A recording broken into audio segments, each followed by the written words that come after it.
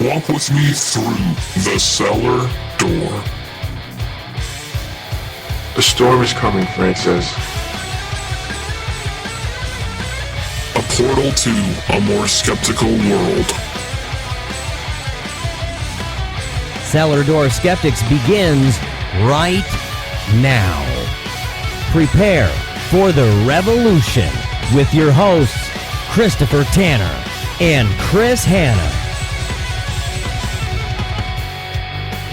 Welcome back to Cellar Door Skeptics. We're on episode 14, and I can't believe we've hit it 14 already, but we're at episode 14.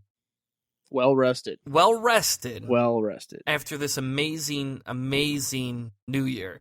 So last week you heard us join and bring the new year in with Not Another Atheist podcast. Make sure if you liked when we do these joint podcasts to let us know so that we can let them know or bring more guests on. Or if you don't want to hear them and you'd rather hear us, then, just say, hey, we'd rather just hear you two.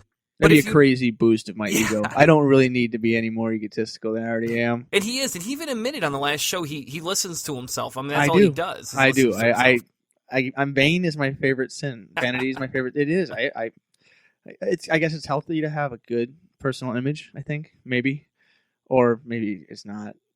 It depends on how you look at it. But, we like to do those things. We like to interact. And we have a soft place for Jen and Keith. I mean, we really like them. I mean, she's got that Southern accent, and not really a Southern accent, but she's got that Southern personality mixed with that New York accent. Yeah, it's like two people. Yep. And then we got Keith, and I love Canadians. Me and Canadians I just love Canada. It's one of my favorite places. And some people go, you don't like America, get out. Well, if I fucking have to get out, I'll fucking go to Canada, because Canada is a hell of a lot fucking better. But, they got hockey. They got hockey. And we didn't even get to talk hockey because Keith's shit messed up. So I have to have him back on just so him and I could talk hockey. Because a special friend of ours, Chris S., and I won't say his last name because he got a little pissed when I told him I'm going to call him out.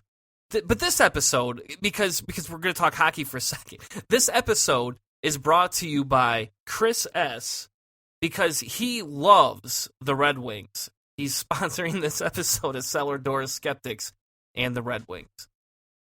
But we gotta go back on topic. We can't stay on hockey forever. I mean, it doesn't work like that. Well, it could work like that. We could have a hockey episode, Chris. I mean, but I don't know if you would know what to talk about. You could. I could talk a little bit, but for me, baseball is my game, and even then, I don't have a real follow. Like, I love playing it. I love playing college. I love playing a little bit of semi-pro, but I don't.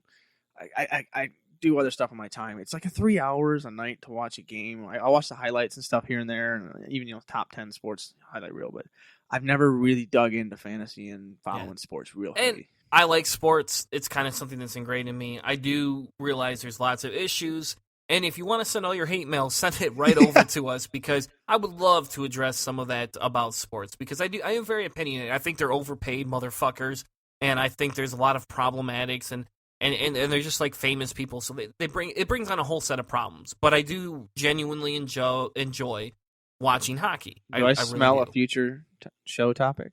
It is. So it could be. But before we wander too far off the beaten path, I wanted to start this episode discussing one thing, and I want to state this because I don't want people to get the wrong feel saying that I need to come out and say this, because this is not something I feel I need to do. This is something I want to do. This is something I want to talk about. This is something I have talked about. This was kind of a theme I had going on in Atheist Analysis. And I don't do this because women need to hear my voice or because feminism needs me. I do it because I'm hoping that somebody that is like me will relate to this and be able to understand why men need feminism as well. So I gave a little speech at the CFI. Nothing fancy, no big woohoo type, Did you wear your sport coat? You wear your sport coat? I did wear my sport coat. There you go. And that's I wore pretty a dress fancy shirt. there. I wore a dress shirt too. But I had this talk, and I was asked to come on, and I questioned it at first. I did honestly. I said, hey, do I really need to be another male voice in this thing we call feminism? I mean, does feminism need another male voice? And what I realized, and after talking to a lot of people, it doesn't need me. It doesn't need me to speak out, because I'm not an expert.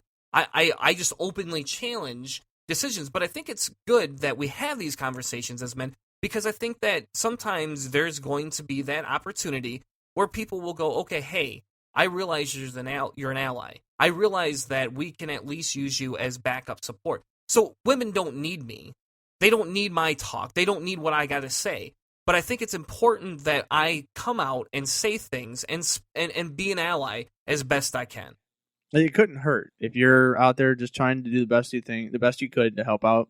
It couldn't hurt that, hey, I'm here and I can help. If me helping you get the message out is a good thing, it's kind of how I picture it. I'm not an open advocate that goes out and broadcasts, but if someone ever needed help or something along those lines, my assistance would be there. Yeah. And so this segment's good because this segment talks about why you should be a feminist, Chris.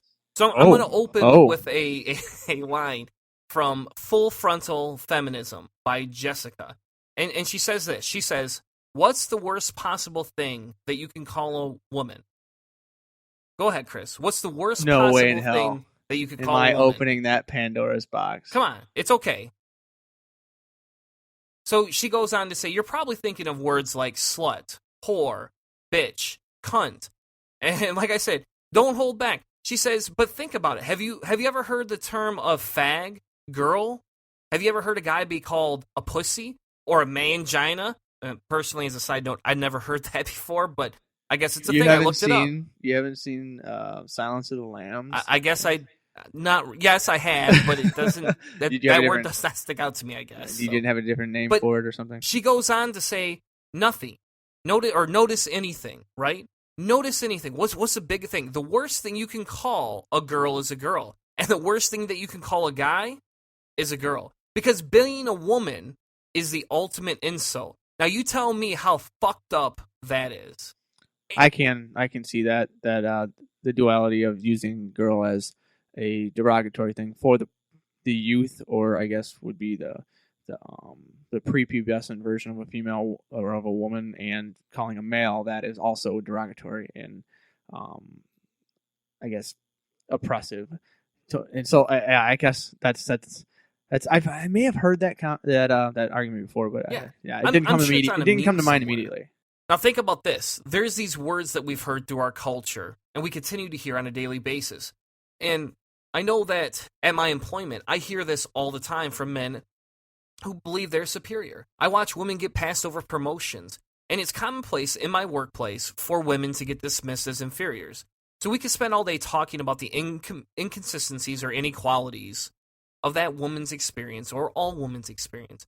But today, that's not the focus. That's not what we want to talk about. We don't want to talk about how women are discriminated against because we know that. I accept that. I understand that. There's a wage gap difference. And fuck all of you who don't believe it. Let's do some research and have a fucking dialogue about it. But I can guarantee you're not going to come out on the standing end of this one. But we have to learn to be better allies because we got to learn how to stand up for or against discrimination.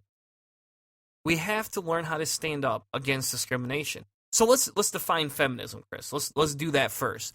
Feminism definition is the theory of the political, economic, and social equality of the sexes. It is also defined as an organized activity on behalf of women's rights and interests. So those are the basic definitions. Those are the ones that you can find pretty much, everywhere. And what we really want to look for and what we want to look at is that how are they being discriminated against? Because if they are, our society is not truly a free society. And if even one person is being oppressed, we cannot claim that we have the ultimate free society. So our goal should be to work towards helping to minimize and eliminate discrimination for everybody. But what people do not realize is that if we restrict some, we will hold back our species. So that's my first point in this, and it's an evolution point. You could have guessed, right, Chris? Oh yeah, that's one of the. I've heard this argument a bunch of times. It's like if you want to, and this is the actual use of the word. This is not the derogatory use. If you want to retard the human species, if you want to slow it down, this is the best way to do it. Is to hold back half of humanity. I mean, if you want to, it's the fastest way to do it. And they talk about the fastest way to increase societal, cultural prominence and progression. It is to empower and educate women. That's the fastest way to increase society and growth is to educate women. So by the counter is to hold them back and slow them down and oppress and just keep them as a second tier or just one more class down or however many, wherever you want to put them in society, it's going to slow everything down. And it will, like I said, retard society in some way, shape, or form instead of help progress it further forward. Yeah. And you know, the funny thing is the evolution argument is not something that we should lead with. It's not this big argument that goes, hey, we're going to revolutionize the fucking world with it, right? It's just a fact. It's a fact that if we want to suppress half the population, you know, I believe there's 107 men to 103 women in the world, right? So the logical goal would be to go over and increase, you know, our intelligence, increase our ability to have more intelligent people, because that'll help us increase faster. And I guarantee if you look at the spectrum and the evolutionary growth, and I don't know how we would determine this, but there's got to be a way to determine evolutionary growth and if there's a rate of exchange, right? You would be able to see that the more free we become, the more we allow for larger amounts of exchange of ideas, the faster we're going to grow. But we can't stop there, right? We can't stop there with equal rights. We have to go to humanism. And this is the big point that I like to drive home, because I'm a humanist. And that's one of the things when I joined the secular community, I found this. I found that humanistic ability, and I go, holy shit, that's my worldview. That's my fucking worldview. So humanism is a philosophy and ethical stance that emphasizes the value and agency of human beings individually, collectively, and generally prefers critical thinking and evidence over unthinking acceptance of dogma and superstitions. So this is kind of like rolling the feminism into the human species. Yes, because perspective. So you need to have an emphasis in feminism inside of humanism to know that inequality exists, but it's still part. Because a lot of times you hear is like, oh, you're a humanist. Why are you a feminist? You don't need to be a feminist if you're a humanist. Well, it helps isolate to deal with certain problems that you have in society by having those titles, those names, those movements, and those things still existing, as opposed to just wiping it into a giant thing like the humanism idea. Like the humanism would be a more broad perspective in dealing with all race, gender, equality situations, and then the feminism would be something that helps you kind of isolate and specify the things that you want to work on inside the humanistic situation, so to speak. Yes, and it does. And so, you know, what are the other things that I said? I said if we want to be humanists and we want to claim that title, we have to value all life. So that means if we want to truly be humanists, we have to support feminism. And so we got to connect it, right? We got to find a way to connect it. And so many would say that I'm a humanist and I support all humanity, right? And I don't need feminism because that's exclusionary. But at the same time, they're saying I don't need to use the Black Lives Matter hashtag because it's exclusionary to other races, and we should just embrace humanism. Well, what they fail to realize is that when we have a sect of society that is fucking marginalized, then we have to make up for that lopsidedness inside of society, period. It has to be made up. So it is humanistic to support that sect of species because we need to lift them up as part of the species because they have been marginalized. They have been brought down. And I'm not saying that I'm going to bring them up. I'm saying everybody. We have to claim the feminist tag, if you want to call it that. Because without claiming that feminist tag, what's happening is that people aren't recognizing the need or I guess it's not really a need, but they're not recognizing the fact that women are marginalized. And if we don't accept the fact that people are fucking marginalized, we aren't going to be able to lift it up. So if you think about it this way, with race, we see discrimination and profiling, which lead to a greater disparity among minorities. We see that the ruling class does not want to upset the loss of control as easily, so they work to ensure superiority. With gender, it's the same thing. And if we're humanists and we want to claim to support life, then we need to examine how we're going to rebalance the deck for those that do get discriminated against. We need to stand on the side as allies and support them as voices behind them. Because without the majority of people accepting that women are marginalized, we're going to continue to create generational sexism. And so that's kind of the next point. So think about it this way. Have you ever felt insecure because of your body wasn't big enough or strong enough or slim enough? Have you ever felt pressure to be tough, aggressive, competitive outside of your comfort zone? Have you ever been in the shame that you like cooking, fashion, dance, Have you ever been told that it makes you gay? Have you ever been offended by the media representation of helpless men who can't feed or clothe themselves without a woman? Have you ever been burdened by the expectation to objectify women to fit into a social situation? Think of it this way. Feminism is about changing gender roles and sexual norms to get rid of the sexist practices that limit and punish you whenever you deviate from them. So there's an article, and I'll link it in the description, and it has it's from Everyday Feminism, and it has some great things that ring true to me. Our generation continues to subconsciously portray men as breadwinners. Even though there's more women in the workplace, more women are coming in, the media doesn't always support that. You have lots of people that have their biases that they grew up with that are continuing to perpetuate them onto their children. And so we need to stop and displace this. We need to displace this issue with trying to say, well, one gender can do this and one gender can do that, and accept that everybody is unique in themselves, and that women are proportionately told they can't do all these other things that would just improve society if we supported them and encouraged them to go after these things.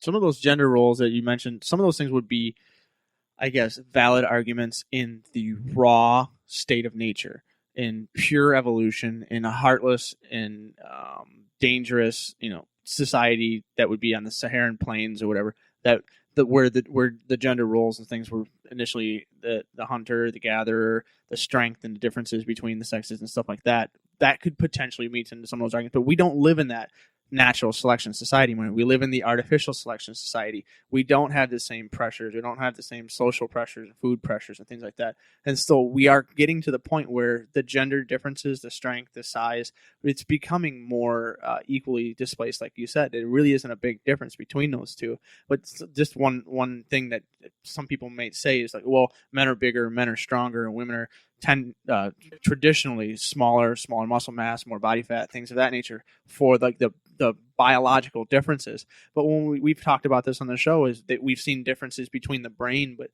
there really isn't that much difference there. And those are some of the big keys when it comes to taking care of children and taking care of stuff. And those things have evolved to our new structures that we're a little bit more equal now. I would say that our gender discrepancies are getting to be, men can do the same kind of homemaking and children rearing things that women can do, and there's no real reason, like you said, that we could separate the two. And one of the examples that was given in this article, and again I'll link the article in the description, one of the examples was a man would go to work, right? And then right now, women, they'll go to work full time too, but then they come home and they're expected to clean, to cook, to do the homework with the kids, to do the fucking dishes, to turn around and then to turn around and say, hey, I have enough gumption to want to fuck you tonight. And that's the stereotypical thing. That's what our media portrays. And this guy right here cooks dinner every damn night. Well, good. Right here. See, and that's good because you're taking on a dual share of the responsibilities. Feminism isn't about women controlling men. Feminism is about equality. It's about turning around and saying, hey, you know what? Maybe society has conditioned us through our language, through our speech, through our fucking media, and desensitized us to the fucking real issue. Sometimes, if a woman speaks up at work, they're dismissed. They're passed over promotions. They're considered, a travesty because we have to have this conversation with them. Why do they got a nitpick in here? But that leads me to sit there and go, well, what the fuck is wrong with you? Why would you dismiss that person? Are they any different?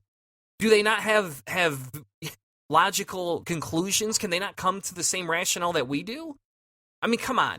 And so I think one of the biggest things as men, what we need to do to stand up to support feminism is for us to be able to go, hey, you know what? I don't accept that in a workplace. I don't accept your sexist nature. I mean, I hear probably about 7 sexist jokes a day, and about half of them, I say, hey, come on, like seriously, do we really got to hear that? And I'll tell you what, it took a little longer, but I've reduced the amount I have to hear it. Now, you could call that selfish, but at the same time, I'm helping those people realize what they're saying is inappropriate. Whether they change their minds or not, I don't know. But the more you get them to think about it, the more that you get them to engage in it, the more I think that people will have to start to think about this, and the more it'll become a bigger issue. And we can talk all day long, again, about what happens if we don't intensify our voice. But to me, the biggest thing is we have to support it. We have to support it, and we need to open our ears, and we need to listen. And so if somebody comes to you and says, hey, you're not being a good ally, we need to sit down and go, okay, maybe you're right. Let's have a conversation about this. I don't want to argue with you. I just want to listen. Because sometimes I think our privilege takes our ears and blinds us to the biases that we have. And for those of you who... Don't be making fun of deaf people now, Tony. You can't be making fun of me if I can't hear that stuff. Fair enough. It wasn't a slight on deaf people. But you know, any of you that you listen to this show or listen to my previous show, Atheist Analysis, you'll know that I grew up in a very patriarchal life. I grew up very conservative. And it was just the traditions that had been passed down. And so I have had to spend a lot of time consciously going back and trying to eradicate myself. I could tell you at one point I did not identify as a feminist. It is only a more recent discovery of myself and my ability to grow as a human that I've been able to admit that, hey, I was being an asshole. I was just being a dick for no fucking reason. And it came down to that patriarchal bias that I grew up with. And I think that the more people that speak out, the more we can start to chip away at this bias. And soon, we'll be able to see a society that will eradicate oppression as best as it can and hopefully create a more well-rounded society. I like the idea of just like a skeptical society that just says, hey, is that really the best way to say that? Is that really the thing that you think is the best way to describe a group of people? Like you said at work, it's like, do you really have to say that? I do that when I usually... My family is pretty conservative as well, and certain pieces of it are ultra conservative, and I hear derogatory terms and things every once in a while. And I usually I don't attack, I don't say anything. I just, really, is that the word you're going to use to describe those people? And then if we get into a conversation, it's usually the Socratic method. I ask them questions, and I play the ignorant one, let them try to explain themselves. In most cases, they've never had to explain their reasonings. Like you said, that you used to be... I guess, overtly and hyper conservative to the point where you would be derogatory towards women and towards races possibly. But like, were you ever asked, hey, can you completely explain your reasonings for why you're against this or why you think this should be this way? Because to me, usually I find that they can't, and they get frustrated, and that's when they get angry because they can't formulate those ideas. It's just an imprint from their childhood. Okay, this is what I believe because this is what I was told to believe. It's like, oh, well, can you please tell me why? Can you help explain to me why this is true? And they can't. And it's hard to do, and it usually upsets them. And I would agree. And no, I didn't have as much Socratic view in that aspect growing up. I mean, that I wasn't challenged when I was, openly discussing activism, back in my early 20s. A lot of those views didn't come through. The Socratic method was not something that was ingrained into me. And if you go back to some of our previous shows, we had street epistemology that brought on a unique perspective about how to use the Socratic method to have conversation with religious people. And we can argue all day long about whether we should go out and try and deconvert people or have conversations. We can do that debate on another show. That's not for tonight. But the big part about that is they go through the Socratic method, and it's very easy to understand. Peter Boghossian's book is very easy to understand in terms of how to use the Socratic method. And you can use it for other parts of my life. And it's funny, after reading that book and going through it, I have deconstructed other things. I've gotten rid of my stance on war. I've gotten rid of my stance on the death penalty.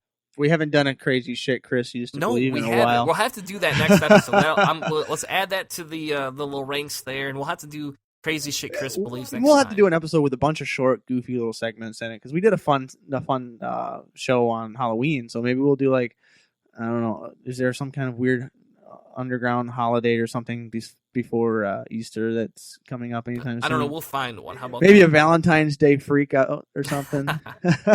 So as we leave the feminism topic, and we're going to move into the game of life, a Conway computer simulation next.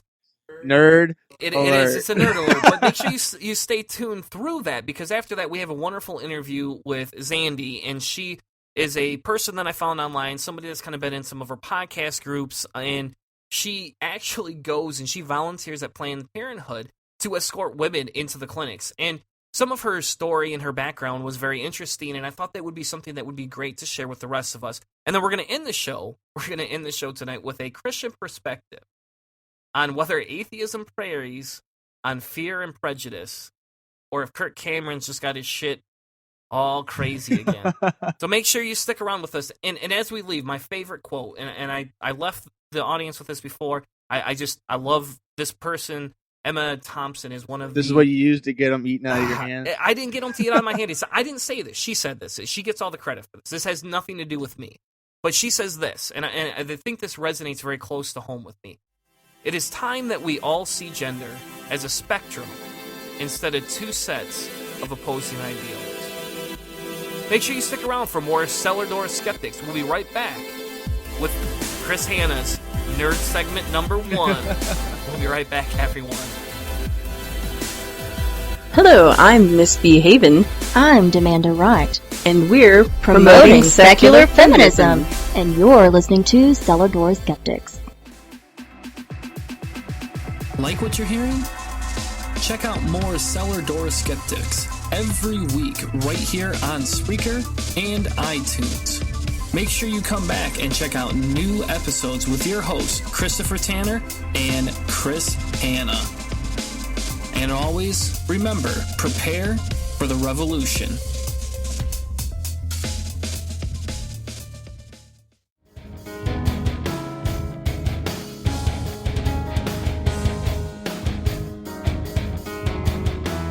Now, back to the show.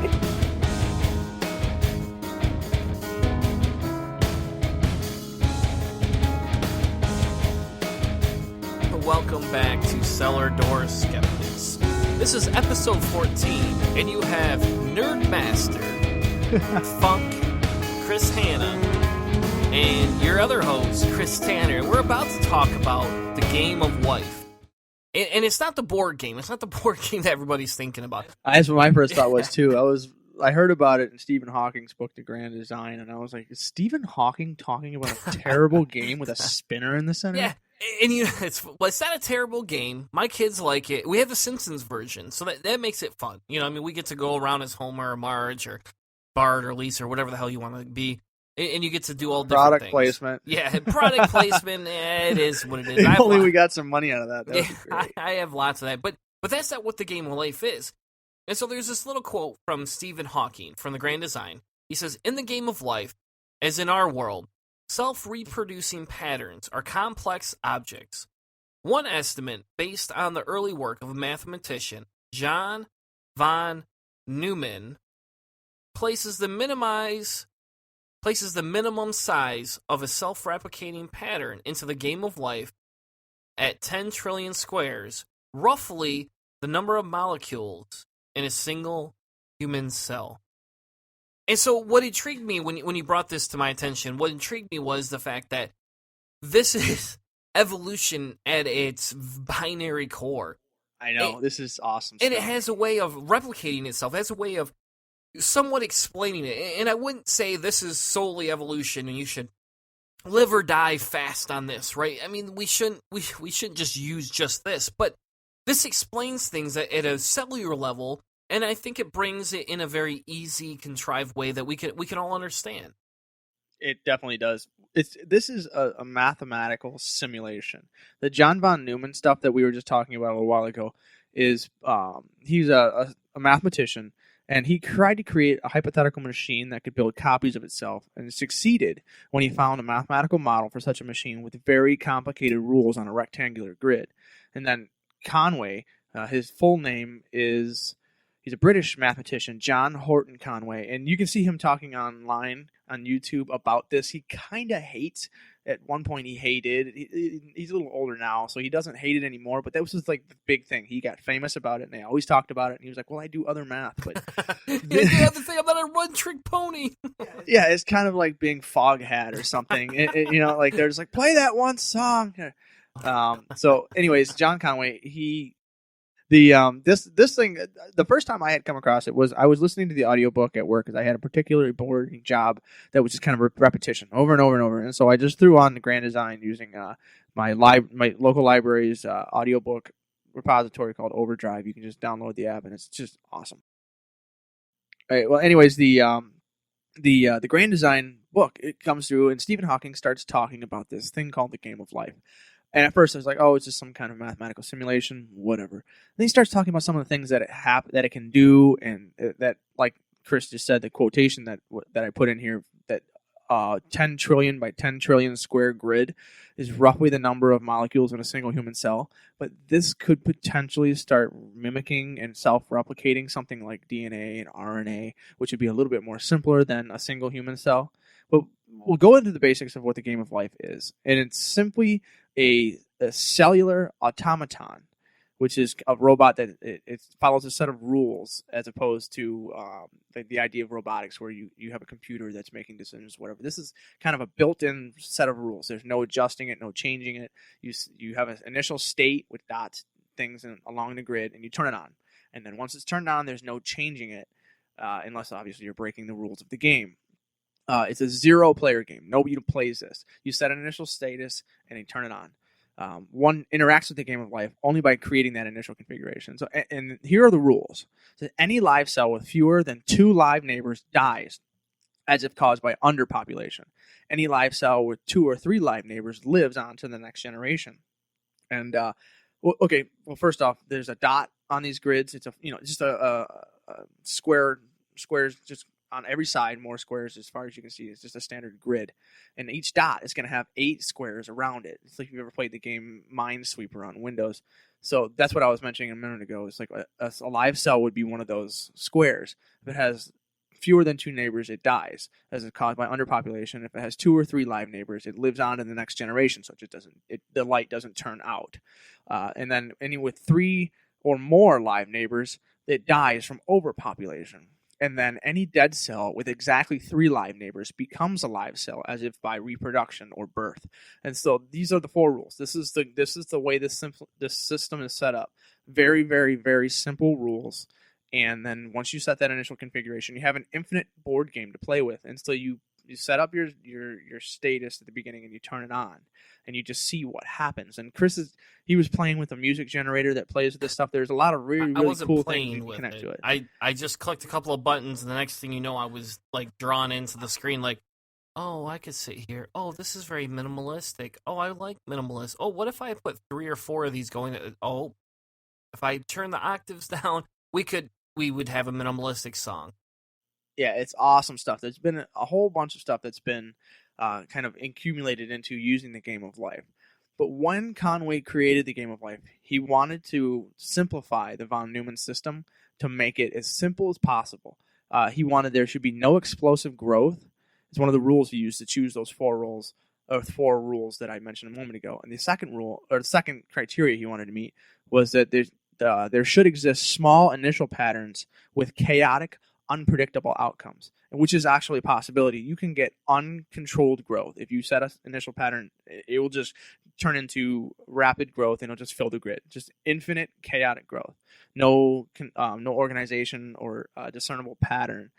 There should be potential for von Neumann universal constructors. And this is something that I would recommend you go into and take a look at some of von Neumann's work. It gets a little complicated. I'm not entirely an expert on it, but we'll talk a little bit about what some of the von Neumann and the Conway stuff can turn into a universal Turing machine, which will be a little easier to explain. So I'll cover that in a minute.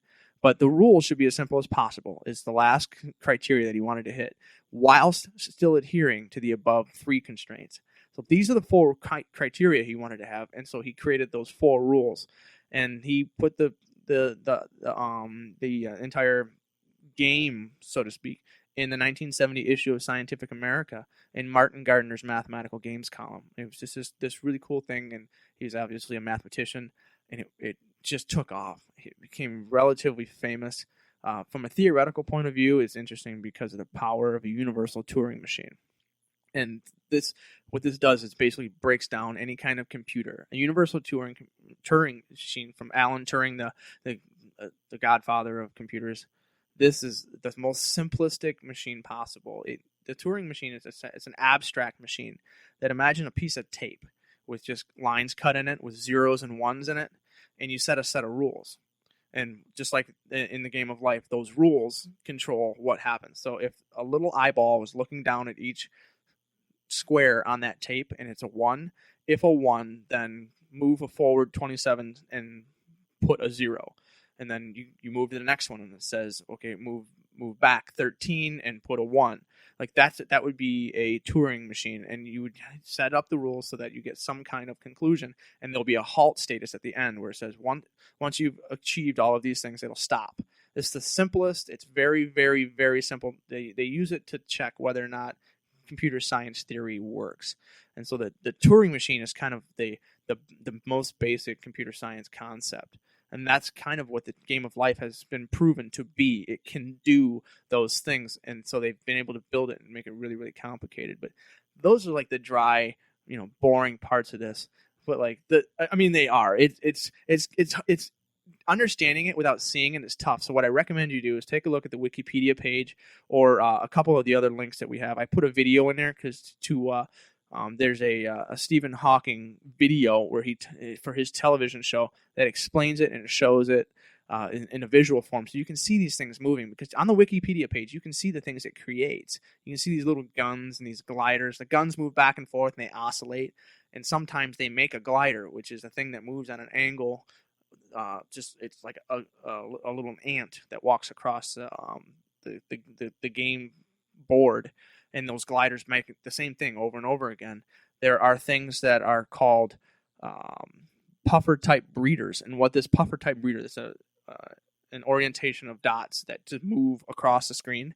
And they breed guns that produce gliders. And so this thing moves through the game piece, and it creates these other little organisms that shoot out materials that could feed other organisms. So you're seeing how this can get more complicated if you use a certain type of initial setting.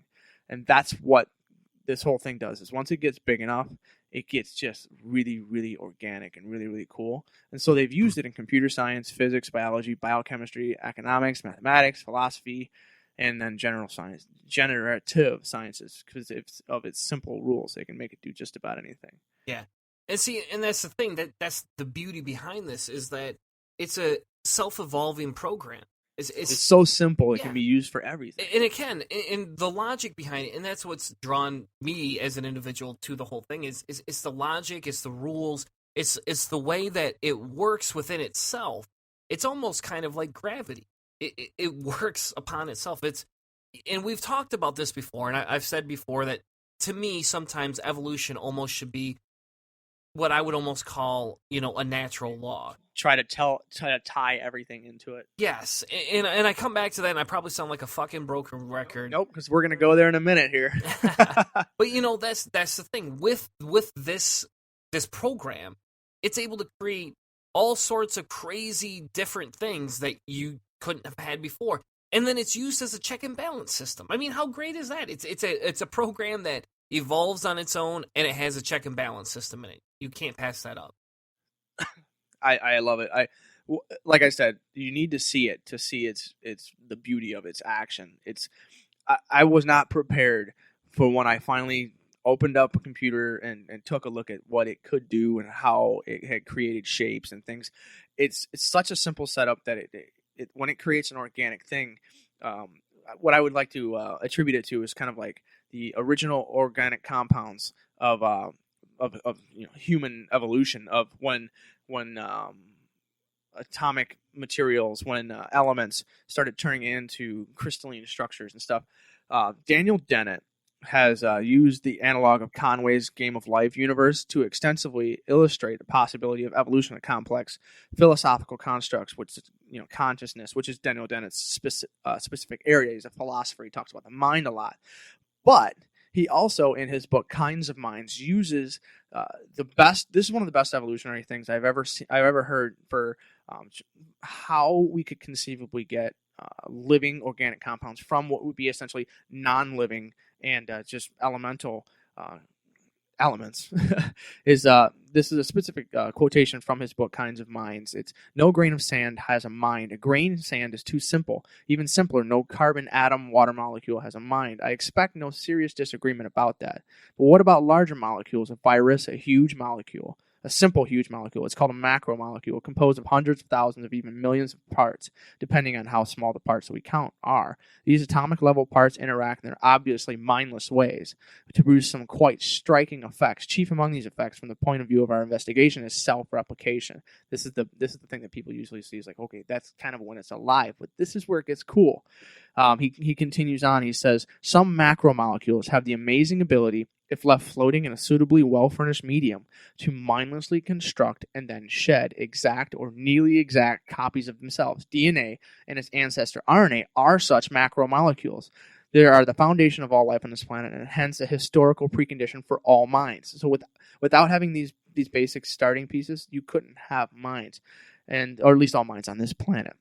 But for about 1 billion years in the alternate universe, Chris, there's tons of minds. You gotta accept that. Well, even in our universe, it's so big. There's so much. Yeah, even our universe is so big. There's a potential that there could be other kinds of minds. We just can't conceive of them. But then it continues on for a second. This is a little bit more. This is awesome. Well, I listened to this quote. I stopped doing what I was doing when I was listening to this quote. And so they're replicating. It says, this is a stupendous feat and well beyond the capacity of any existing robot. And that's what we're talking about. The game of life comes in. It says, does this mean that such macromolecules have minds like ours? Well, certainly not. They're not even alive. They're just huge crystals. So RNA, DNA are like huge organic crystals. From the point of view of chemistry, these gigantic molecules are like tiny machines. So this is the game of life, a little tiny machine controlled by those 4 rules. It's macromolecular nanotechnology, and they are in effect natural robots. The possibility of principle of self-replicating robot was mathematically demonstrated by John von Neumann, and one of the inventors of the computer, whose brilliant design for non-living self-replicator anticipated many of the details and design construction of RNA and DNA. Yeah, you know what, dude? Anyways, he's having a hard time dealing with my giant, long, sciencey specifications here. But the reason that was necessary, like that connection between robotics and rules and very simple stuff, is if you can imagine the game of life with 5 million rules, 5,000 rules, 100 rules, just adding much, much more complexity to it. Let's say maybe those are the natural laws that we have. And we have just a natural grid, and those grids can be elements, they could be life, they could be atoms or whatever. We've got a simple set of rules. And what happens when you get up to a 10 billion by 10 billion grid of just the physical rules and laws and the basic elements? These things start coming essentially to life. They start self-replicating, they start creating organic things. That's the connection. That's the really big thing that you get out of the game of life. But they still don't break the original rules, though. No, well, that's the thing. And you can't break the rules of physics. Those laws are established, and we get more specific and learn more about them. But those are rules that drive evolution, that drive stuff. Huh? If you go to the moon, you're breaking the laws. You're breaking the law of gravity. No. Well, you are. You're not breaking it. That rule is still acting upon everything.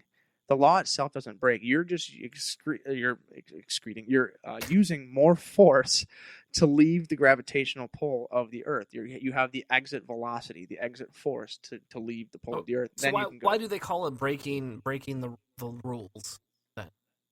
Why would anybody call it that? That seems like a stupid analogy. Well, yeah, no, breaking the sound barrier or something like that. Yeah. Essentially it is becoming, once you're moving faster than the speed of light, you get that burst, that bang. So that's this human vernacular that has created something like that. Those are stupid English language, stupid English fucking people. I know. Well, I mean, the definition of a miracle is something that breaks the laws of physics. And so in being a non-believer and believing that the laws of science and physics are unbreakable, otherwise we would have to accept the fact that miracles would be possible.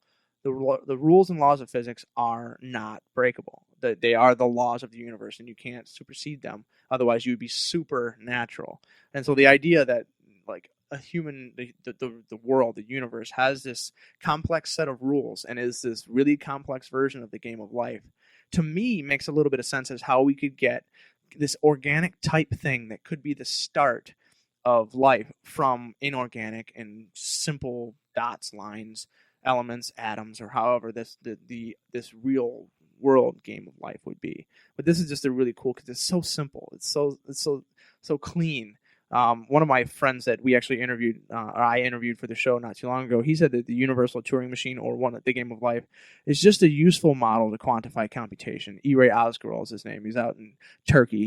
He was on our show recently. Yeah, he's a computer scientist. scientist. He was on our show. He came all the way from the Middle East to have a conversation. Yeah, and so I asked him some quick questions. Hey, what do you think of this? What do you think of that? And he said it's just a really great, useful model to show how easy it is to get to your universality. Basically, a Turing machine is the most universal computing model that a computer or computer science can have. And so there's the self-replication stuff we talked about, and long life. You were just playing with a little grid that makes music.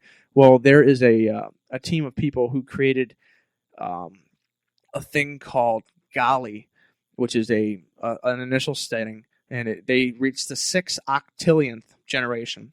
That is a 6 followed by 27 zeros, and this is a Turing machine known as the game of life. And so they have these crazy long lives, and you can see this thing moving, and it looks like a cell, or it looks like a like I said, a virus or something moving around. It's pretty wild. You can see it on the Wikipedia page, and on the other page that we'll be linking in. It's just called conwaylife.com.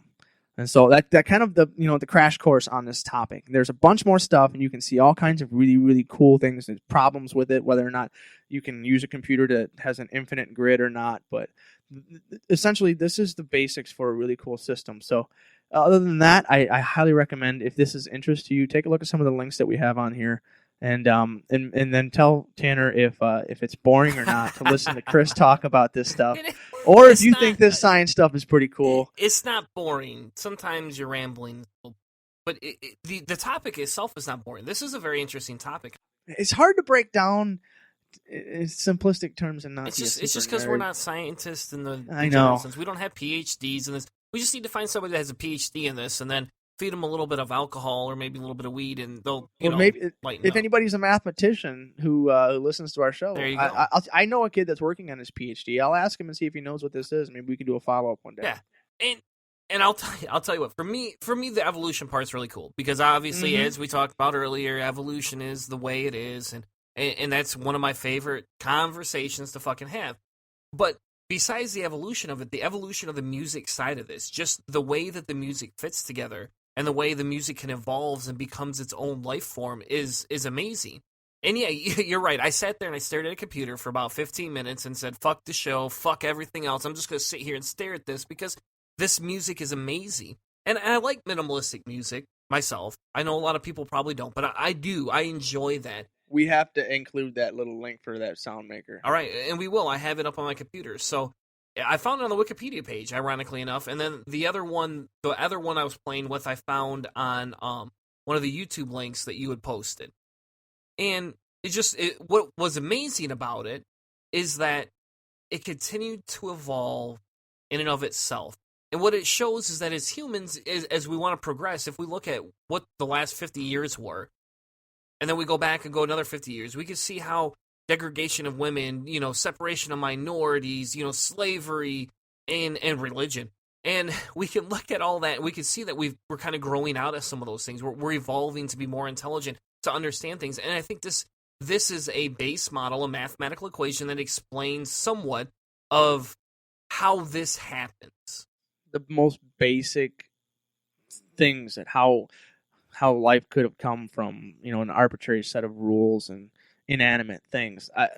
We've got people that are trying to find the mathematics behind it, and then maybe the experimentalists will be able to create some kind of test to, hey, this math says this could potentially tell us how life was formed from just oxygen, helium, carbon, nitrogen, all that kind of stuff. Well, then once we have that theory, then okay, let's create an experiment that'll do it. Yeah. We've had a series of people trying to do that, and we can't find that little bit. And something like this, long-term, highly data-driven mathematical computation and models, if we could find a way to model this in the real world and do it accurately in a non-biased, completely experimental manner, that could potentially tell us whether or not we could get life from living organic compounds from a series of just assembled elements, then I mean, how would that not be good? It would be amazing. And I think this lays almost the groundwork for, you know, a transhumanism episode. I think we need to do a transhumanism episode. We haven't done one yet. We did one with Atheist Analysis. I had, you know, Zoltan on and blah, blah, blah, blah. But I think this... Presidential candidate Zoltan? Yeah, presidential candidate Zoltan. We had him on when I was on Atheist Analysis. But I think that would be a good topic, and I'll have to dig out some old contacts, and we'll have to look into doing a transhumanism episode, because I think this lays the base bones background to artificial life, artificial intelligence, and I think this is a good topic to get into, because as we evolve and become bigger, we're going to look for better ways. How can we sustain our life longer? How can we improve the quality of life? You know, if I could live to be 150, 170 years, that would be amazing. But we don't want to go off too much on Chris's nerdgasm, because that's what it felt like tonight. He had a nerdgasm right here. And whenever we get a science segment, man, you got a good science segment, and this was an enjoyable one. Even though you droned on for a little bit there, this was a good science segment. So make sure you stick around after our quick break. We'll be right back with more Xandi, Planned Parenthood, and then we'll close out with: do we really honestly think Kirk Cameron has the right to comment on any fucking blog ever again? Make sure you stick around. We'll be right back with more Cellar Door Skeptics. Hi, this is Sharon Bush, newest and most badass host of the Unbuckling the Bible Belt podcast, and you're listening to Cellar Door Skeptics. If you guys like what you're hearing on Cellar Door Skeptics, please consider sponsoring us on our Patreon page. Our goal at Cellar Door Skeptics is to help promote more science, skepticism, secularism, and humanism in the world. We want to create better content for our podcast and for you, the listener, all while trying to help promote local activism. We're going to strive to make better podcasts, and I'll tell you what, we're even going to contribute some of the proceeds to charity. So please join us over at Patreon.com/Cellar Door Skeptics to make sure that you sponsor us for as little as $1 an episode. Thank you guys so much, and prepare for the revolution.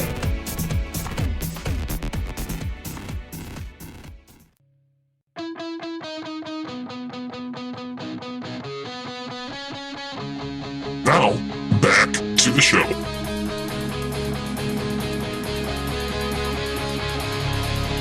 Welcome back to Cellar Door Skeptics. This is our 14th episode. Can't believe we made it this far, but we have, and they've been great so far.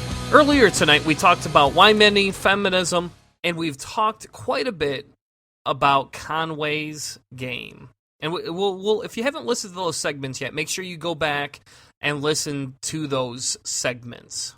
But without further ado, we're going to have a conversation with our friend Xandi and her husband Nick about their activism with Planned Parenthood, politics, and some of the roles that they've played in their very red conservative state, if you want to call it that. Sometimes I almost think you guys are so far south that you're not even in a red state anymore. It's like almost got to be like a... Alabama's redder than the devil's dick. So there you go. See, that's a better analogy. Now I can use that. I didn't even think of so far south that it lapped the Earth at the speed of sound and then the speed of light, and then it ended up stuck in the 1940s. It's funnier when you use the word dick. There you go. And see, and our show's all about saying the swear words and emphasizing dick if we have to. Though tonight's been more focused on feminism, but. You know, we're allowed to throw some of those words in there, especially if we're trying to describe how horrible Alabama can be. That's right. You can't talk about women's rights without talking about dicks. It is a shame, yeah. So, for everybody that's listening tonight, we wanted to do a little bit about feminism, but we wanted to talk with some people that have some personal experience in being activists in a very conservative state. And part of our whole show, part of the reason we like to talk about this is because we left Atheist Analysis and went to a smaller circuit. We went to do a podcast locally, to talk to people locally, to try and help activate them, get more people encouraged to join the community and make a difference for humanity. And so we want to do segments with people that actually get down in the trenches. They do the dirty work. They've gone through the motions and helped out different campaigns. And I think it's neat that what Xandi and Nick have done for humanity. And I really think it's neat what, I've learned from Xandi over the past year with being in some of the atheist groups and other podcasts that I've heard her on. So give us a warm welcome as we bring two individuals that have done more for humanity than I probably have to our show. How are you guys doing tonight? Aw, that's so sweet. Thanks. I need to point out I'm a stand-up comedian, so all the good that I've done has totally been offset by the terribleness that I've done. And we'll have to get into that on a later segment, because we are going to be doing a segment on stand-up comedians, because I find them hilarious, like most people probably should. But I love, for me, the comedy has been is a good release for me, and it's a place where a lot of people can vent their religious frustrations without getting too much flack for it. And to bring it back to the topic, I get so much of my material from my activism, so that'll be good on that future episode. But I'm going to mostly this episode be a good male feminist and do the number one job of a male feminist and listen. So, Xandi, take it away. Oh my goodness. No, people always ask how to get involved with things. They see other people doing things or talking about activism and volunteer work. And oh my gosh, how do you get into all these different things? How do you find out? How do you hear about? Okay, it's not a secret underground network. It really isn't. You want to help out with abortion access or, clinic defense, call the clinic closest to you. Call them and say, hey, I think you guys are doing great work, and how can I help? I guarantee you there is a volunteer network of feminists, clinic defenders, all types of people. And those groups are going to be linked to other groups, and that's how you get into our super secret network.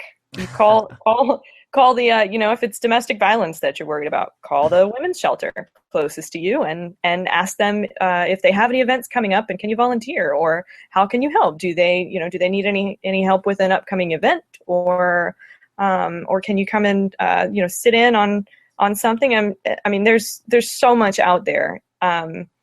Montgomery, Alabama alone has so many nonprofits. It is absolutely ridiculous. I live in a neighborhood where literally every one of my neighbors has some sort of involvement, either on the board or working for a nonprofit or volunteering with one. Everyone in my neighborhood. It makes it really hard to get to raise funds, but it's also you can't go door to door. Yeah, it's also a good network, but there are so many nonprofits out there. Pick a cause, Google it, pick up a phone book or whatever, however you find things, and just make a phone call or visit a Facebook page and send a message, and I guarantee you will find more opportunities than you have time for. Mm-hmm. And see, and again, part of the reason we wanted to bring you to the show is because there is so much that people can do. But before we go too far, because we don't want to walk too far away, we want to learn about Xandi. We want to understand kind of how you grew up a little bit. We want to learn what inspires you to become an activist. And I just heard and learned you've been in the military for 11 years. So even though you don't consider retired, I consider working 11 years for one specific organization pretty easy to retire from. I should have. They should have given me, whatever. I couldn't stay any longer than I did. So, yeah, I actually, sacrilege. I did my episode there. I don't know why he let me talk about myself so long. But if you ever want to know literally everything about my background, that's go find that episode. I was raised conservative Christian, very sexist, and just a bad environment. The household I grew up in, and I didn't have a whole lot of freedom. I didn't have a whole lot of not just freedom to do things that I wanted to do, but I almost had no freedom to even express myself. At one point, just to give an example, I was keeping a diary because I was afraid to express my views and opinions on anything because my parents were so oppressive. And so I started keeping a diary, and my parents found it. And when I say parents, I mean my father and my stepmother. So if you ever hear me talk about my mom, my actual mom is a wonderful person. She is not the horrible bitch that I'm about to tell you about. But so my dad and my stepmom found my diary, and they knew there was sort of this rivalry between me and my little sister. And so they gave her my diary and asked her to read it at the dinner table in front of the whole family. What? What did they think they would accomplish with this? Humiliating me, and I don't know. It was this big, it was very traumatic. I know it sounds like a little thing, but it was so traumatic. I felt like I had no privacy whatsoever, that I had to just change who I am and pretend to be one of them and just try to fit in until I turn 18. It was horrible. I mean, just awful. And I was told a lot growing up, especially by my dad, that I was going to need a man to support me, and that I was never going to be able to do anything without his support or without a husband. And without God, definitely couldn't do anything without God. So well, nobody can. It's I don't know, there's something that some gene that my siblings didn't get that I did, that says, you know what, when you tell me I can't do something, I have to fucking do it. And so I was doing pretty good until just a couple months ago I did finally get married. So but I can totally do shit without him. I'm fully capable. Yeah, you don't need me. You don't need me. You just love me so much. You want me. Yeah. So. Well, and that's kind of, you know, I had a very similar upbringing, and for the listeners of the show, they're not new to that. You know, my co-host Chris Hanna, he did not. He grew up in a very moderate household, I guess, if you want to call it. So sometimes I'll tell him stories, and he'll be like, "No way, there's no way that can happen." But, you know, when I hear stories like yours, I feel bad. And last year I went to a conference in April. And at the conference, I met some people who lived in Alabama. And this lady told me her life story. And she basically says, if anybody found out I was here right now, like, no one can take a picture of me, because if I somehow get found out, I will lose all my kids. I will lose my husband. I will lose, you know, my house. I will lose my job. And, you know, when you just hear stories like that, you just want to cry, because it's like, what the fuck? What is wrong with the world that, you know, just because she doesn't believe? I mean, this lady wasn't even out there, you know, going after other organizations. She just wanted to be able to express her worldview in her way. Mm-hmm. And it's really sad. And, you know, I kind of have a distaste for Alabama, to be honest with you, you know, after hearing enough stories from people there. So. Yeah. And I don't doubt that. I've known people, and I've heard a lot of stories of, custody battles and other situations, court hearings and whatnot, that just go the wrong way because somebody is a woman or an atheist or a person who doesn't fit into the tiny little box that they want you to. And my mother, for example, lost custody of me when I was 3 to my crazy Christian Republican whack job of a horrible father, because they deemed her an unfit mother. And I didn't get to meet her until I was 23. But oh, wow. Everything I know about her is just, I cannot imagine how that happened, except that she's just like me. And I know if I ever had a kid and had to go into a custody battle in Alabama, everything about me would be used against me. I want women to have access to abortion.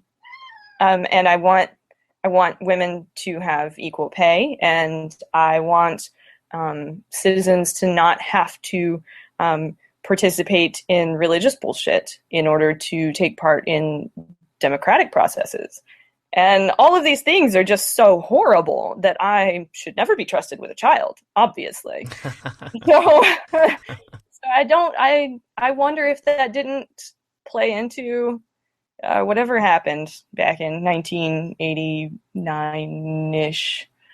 Because it's insane. I even today, I know people who can't, they have joint custody or split custody or whatever, and they don't want it to get out that they're atheist because they're afraid that they won't get their visitations with their children, and they have to have an imaginary friend in order to be allowed to see your children.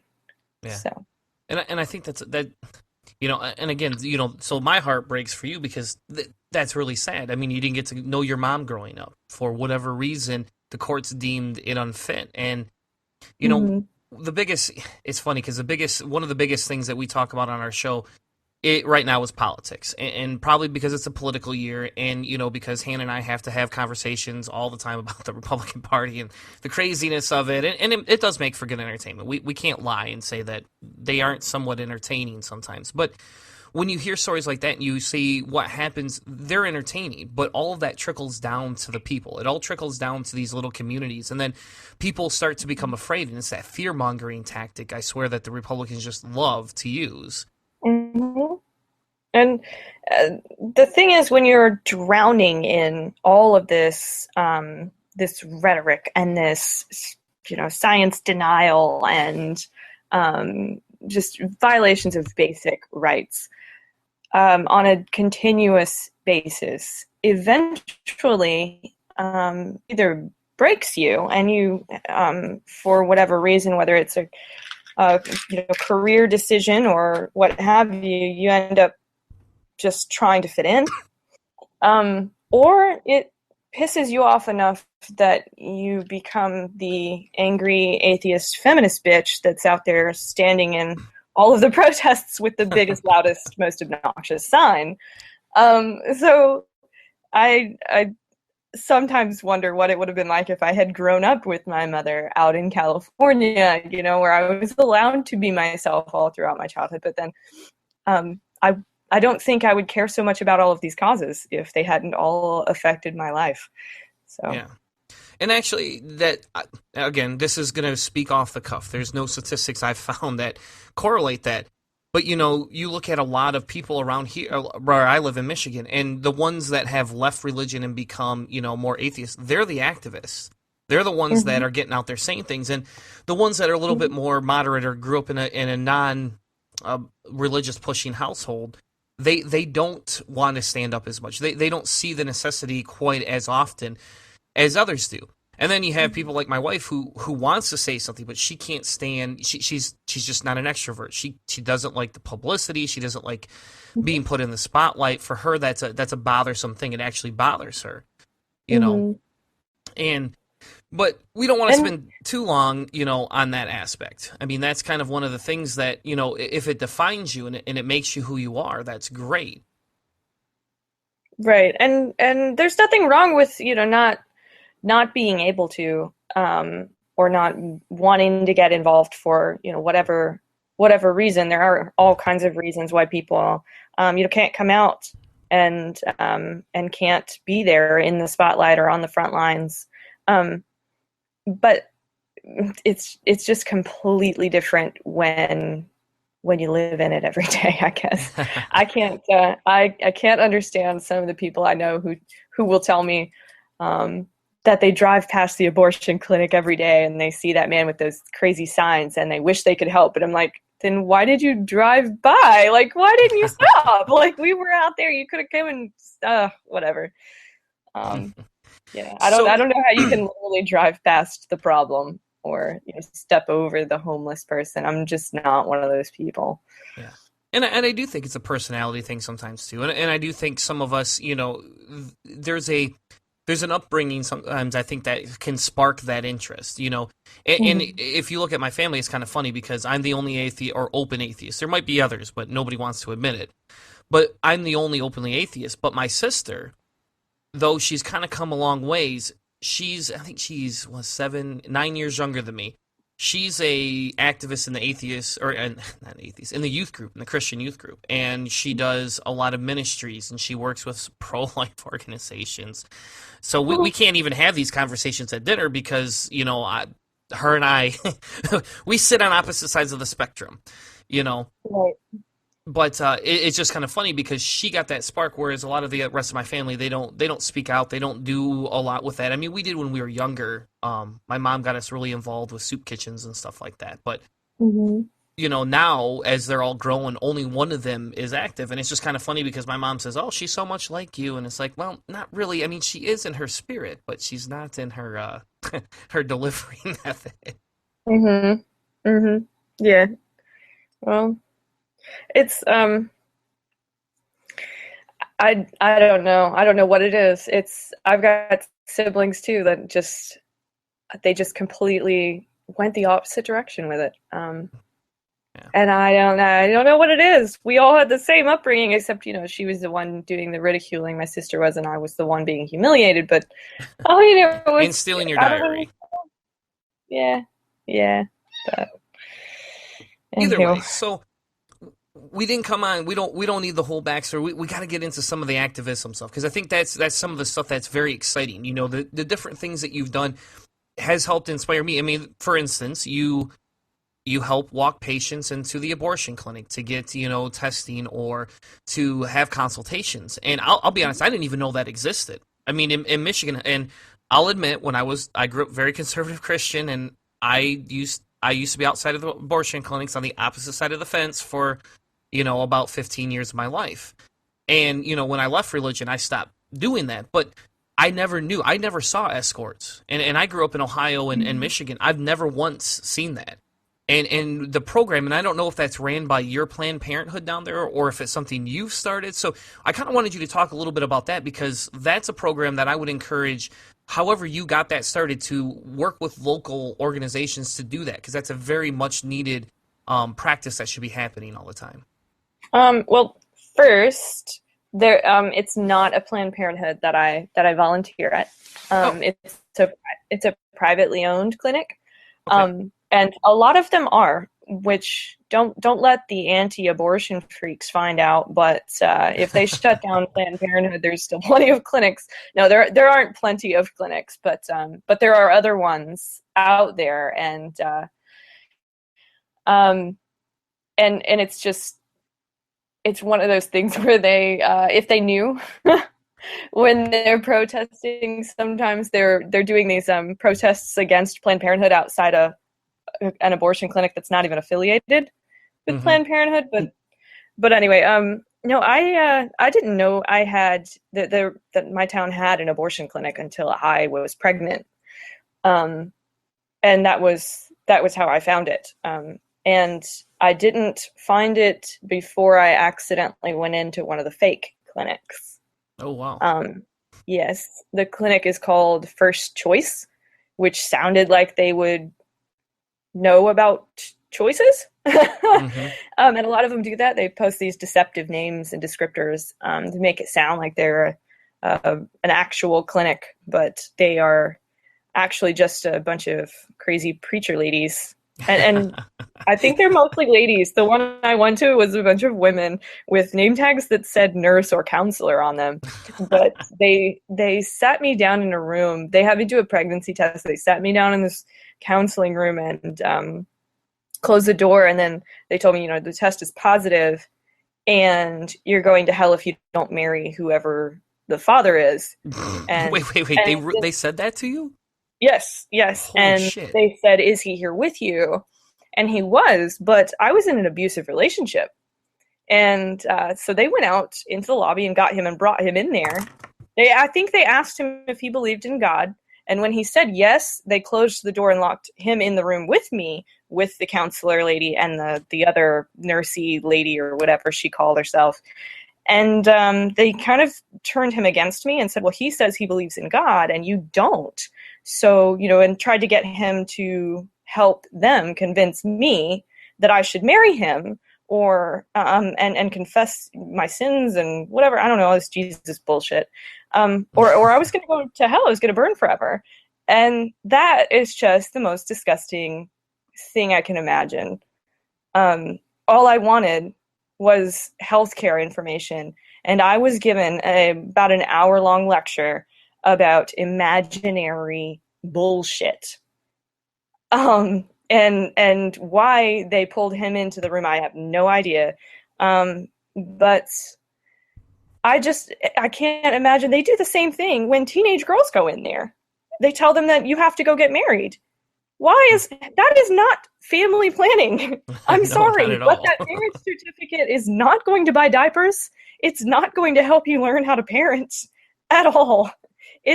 I can't even, what is that? What makes a person think that that's okay?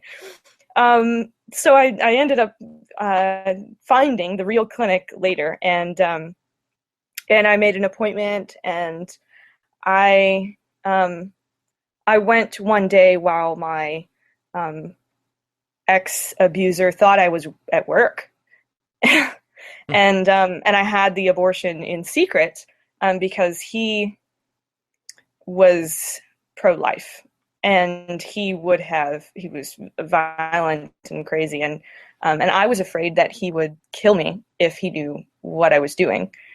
I had the abortion in secret, and I came home and I pretended that I was having a miscarriage. I went all the way to the emergency room.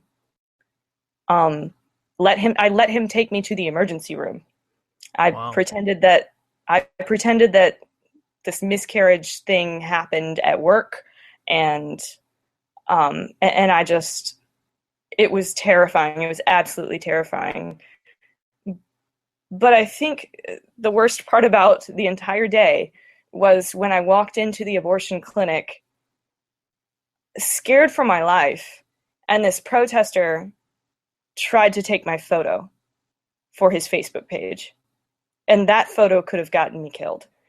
And that is legal. It is completely legal for these protesters to stand there and photograph patients as they walk in and do whatever they want with those photos. So the most important thing that I think I do now is not just walking them past the protester, but putting that big fucking rainbow-colored umbrella in that asshole's face so that he can't get their picture. And I've actually had some pretty good conversations with him since then. And he has apologized for photographing me and for photographing other patients. And he has promised that he won't post patient photos anymore.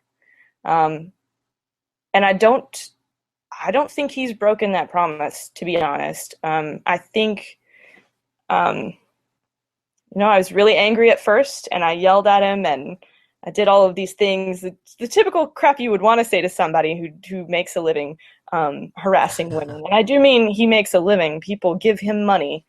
It's a ministry, street counseling. To go stand out there? That's his full-time job. He gets money for it. Jesus Christ. Yeah, but I decided to try to have a rational conversation with him, and I did that a few times, and he when I told him my story, I told him almost exactly what I just told you, and he said, he hadn't thought about it that way, and that he's going to try not to take pictures of patients, which is, I guess that's a little bit of progress. He's going to try. So, sometimes you can't. He's not going to give up his convictions, I don't think. But if you can minimize the harm to the others that need to use a clinic, that's an amazing feat.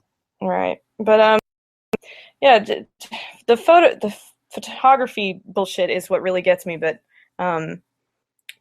aside from that, a woman who's in such a horrible position, which sometimes it's not. Sometimes it's just like, whoopsie, it's just a thing and I'm taking care of it, whatever.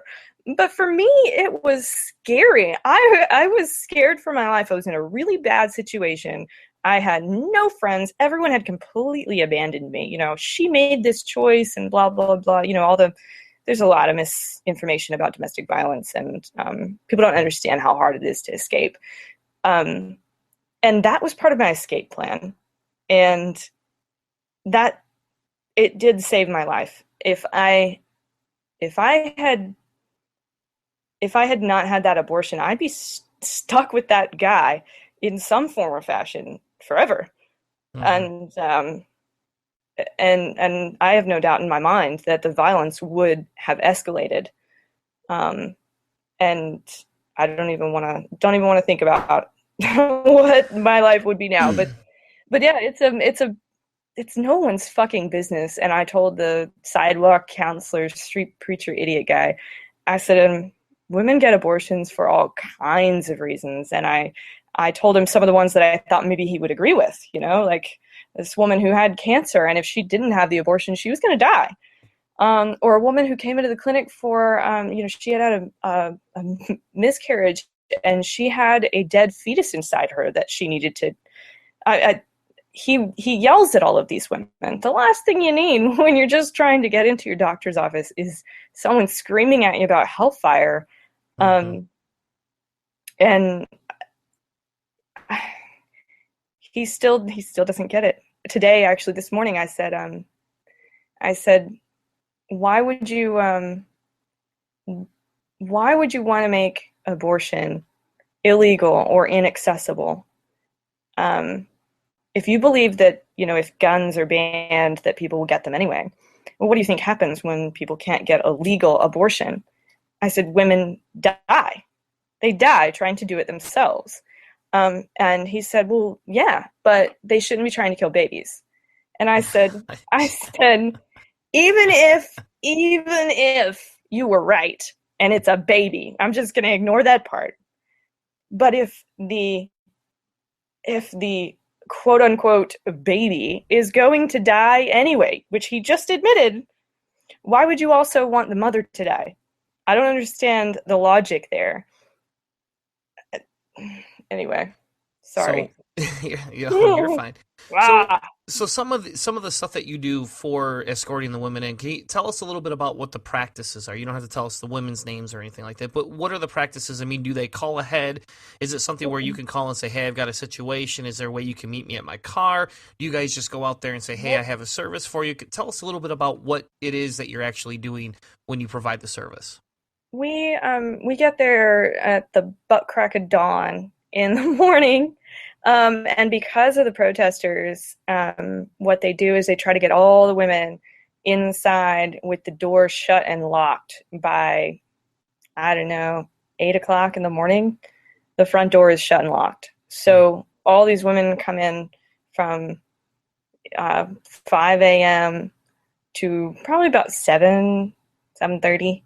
And they all have to be in there regardless of what time their appointment is. They all have to be in the door bright and early in the morning and then sit just for security reasons so that we can lock the door.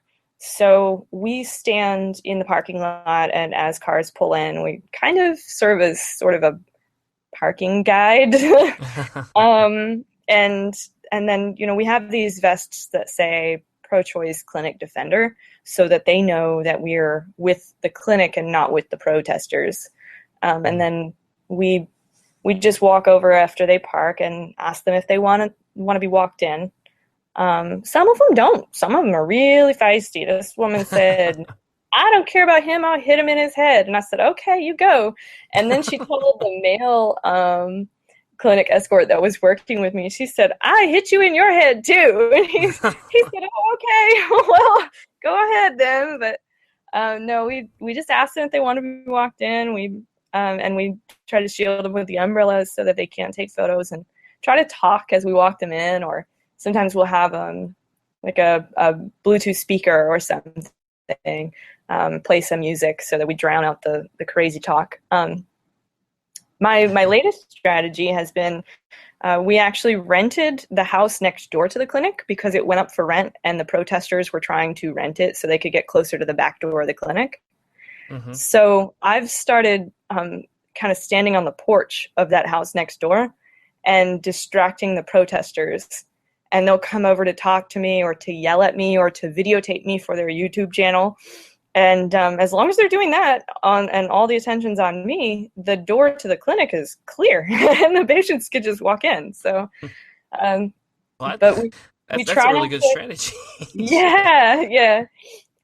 We just try not to interact with the protesters while we're walking the patients in, because the last thing they need is some kind of confrontation or hostile environment. So we just ignore them. We pretend we can't see them or hear them or anything, and sometimes even wear headphones as we walk the patients in. So, yeah. See, I guess we have some clinics in Grand Rapids, and I'll be honest, I've only seen protesters out there every once in a while, and usually it's around a certain time of the year.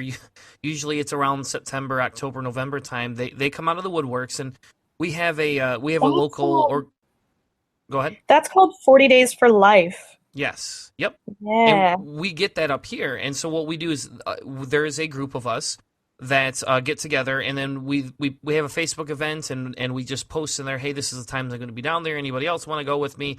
And then people just can go volunteer. And over the last 2 years, it's kind of gained steam. And I didn't start this. This wasn't my idea, but I kind of found it, and I was like, this is a good idea. So I've gone down there. They've also done it where you can sponsor them for X amount of dollars for X amount of days. And what it does is then it allows them to use that money to offer women reduced choices when they come in. So they don't have to pay for the abortion up front sometimes. Sometimes they get that money and they can pay for it. So we did that, last year, and then I did a little bit this year. And it's kind of something that there's a very liberal church that actually even gets involved. And so it's kind of funny because there's people out there, religious people out there protesting. There's religious people out there being like, you're going against the Bible, and you really should let these women make their own choices, for fuck's sake. And it's right. It's kind of cool to see the one at least that one church kind of get involved. Yeah, absolutely, and they love it when you quote the Bible to them, which atheists a lot of times can do better than the religious, because we don't get all emotional about it. So, the whole context issue isn't really a thing for us. We're not trying to apologize it away. Mm-hmm. So tell me a little about some of the other things that your clinic does. Well, one of the things that we did, which was kind of a cool fundraiser for a while, it's kind of losing steam. I don't know. It was this morning. I didn't do it because it was just too cold and I didn't feel like it. But we've been doing this pledge a phrase thing. Actually, hashtag pledge a phrase. If you go there, it's all us, and I hope it catches on at other clinics. But we have this one ringleader of all of our protesters, and he's the one that's paid. And he has these key words and phrases that he says. And I think he said something to me about, kind of a halfway bullshit version of apology for yelling at me the day I came in for my abortion. He does this all the time, and my abortion was 2 years ago, and he still, every now and then will go, sometimes I get out of line, but I'm really sorry if I ever said anything, except for when I told you were going to hell because you're a baby murderer. And something he said just really got to me, and he was screaming at these women this one morning. And I said, that's $1 from the porch on the house next door. And he says, what? And he has hearing problems, so he didn't quite hear me, so he walked closer. He's like, what did you say? And so I got this whiteboard, and I just started, or a poster board. I'm a real activist. I have Sharpie markers and poster board in my car at all times. And so I just whipped out one of my poster boards and start writing on it, and he can't see what I'm writing. And he's like, what are you doing? What did you say? And I said, that's $1. And I said, like, Nick, give me $1. And so he gave me $1 of his wallet, and I stuck it to the board, and I made a list of keywords and phrases that he says and dollar amounts next to each one, what I thought it was worth. And the really annoying ones, like when he sings or when he screams into his tiny little megaphone thing, those were worth $5. And then I put the board up so that he could see that every time he does one of those things or says one of those words, money is being donated to fund abortions. And he walked up so close to me, and he says he read the whole sign out loud. And so I said, wow. And there were about 4 of us on the porch that day, and we just all reached into our pockets and started taping dollar bills next to all the words. And And then I started tweeting him. I used the hashtag, and I tweeted him. His Twitter handle is so all may know him. So I copied him on all the tweets, and I had a hyperlink to our donation page, and so he was seeing actual money going into this abortion account every time he screamed, and pictures and videos of him saying the buzzwords and doing the things on the list, and then the money going into the account. And he shut down all his social media. His Twitter's not public anymore. He blocked me. All this crap. He's so sad and mopey. But we raised, what was it, like $2,000 off of just people that wanted him to shut up so bad that they were willing to spend their money. And he did. He shut up. He stopped. I don't know. At first he was trying to memorize our list of buzzwords and say things in more creative ways, but it came out like, what if we just shot you in the stomach? Because he didn't say the word baby, and he didn't say kill, and he didn't say, the buzzwords. And I said, wow, I'm going to give $1 just because that was so fucking dumb. And he's like, you're not, blah, blah, blah. You broke the rules where I didn't say any of the, it doesn't matter. I make the rules. I just made a new one. I just kept adding words to it. And so, yeah, he stopped, and for a while he just sat in the corner and read his Bible and prayed, and it was glorious. It was so peaceful. You should have walked over to him and been like, hey, I bet your prayers are answered. People have stopped donating because you've stopped talking. Yeah. Part of the reason it's tapered off a little is because he's been leaving earlier for 9 some days now. So yeah, he used to stay there literally all day, and now he leaves at like 9 in the morning. We really just sucked all the steam out of his sails. I know. It's kind of sad. Yeah. I would feel a little bit bad, but I've heard the things that he says to people, so I don't feel bad at all. Mm-hmm. Yeah. Anyway, so let's get serious for a second. And I don't want to get too serious, but you do live in the South. You do live in a very, as we talked about earlier, what? a state that's as red as a dick. And, as red as the devil's dick. The devil's dick. Yeah, mine's kind of purple. The devil's one's red. What? This is purple. Ew. I don't. All right. So, it's a good thing this is audio only and nobody can see that. But so as we some of the things I think about when I think about these protesters out there against what you guys are doing is I think of open carry states. I think of people that do walk around with guns. I mean, at my work, I've got a very conservative people I work with, and some of those people, they don't open carry at work because they're not legally allowed to. The company I work for made a rule against that. You can't have a firearm on premise at our corporation at all. And which is good for me because I feel uncomfortable in open carry situations, honestly. But for you, are you ever worried that somebody would show up and just start shooting? I mean, it's happened before. We all know the news and we've seen it. At the clinic? At a clinic, yeah. Ugh, well, obviously that's always a concern. I got a death threat just recently. There was a photo of me with the whole Pledge a Phrase game. I was holding up the scoreboard and I had my orange vest on, and I think it was stolen off my Twitter account, but it was posted to the Facebook page, Babies Are Murdered Here. And the comments on there were things like, orange vest, easy target. We should abort her. And yeah, that's always a concern, but I own a gun and I've never felt like I needed to carry it with me. So no, I mean, yes, it's a concern, but also it's not so much of a concern that I feel, responsible for my own defense in that capacity. I feel like if someone started shooting at me, I would call the police because the accuracy rate for the typical shooter is pretty low. So I don't know. It's never been that big of a deal. There are cameras and security guards, and I think we're fine, really.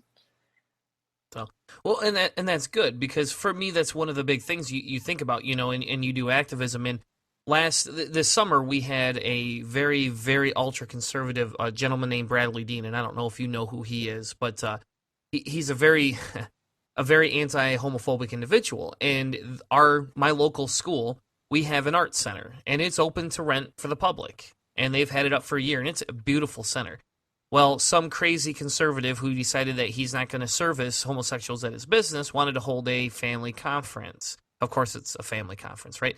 And we got the media involved, and we started this little group called Jenison for Love, and we started protesting. We decided we're going to picket their thing, and we met with the police ahead of time. And they're like, well, we would really encourage you and ask that you stay behind X amount of feet away from the facility.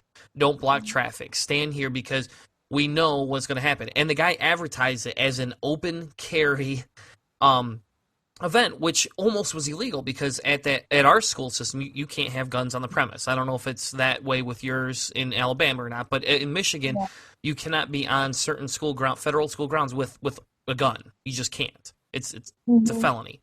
And they somehow were able to circumvent that with open carries if you had certain licenses.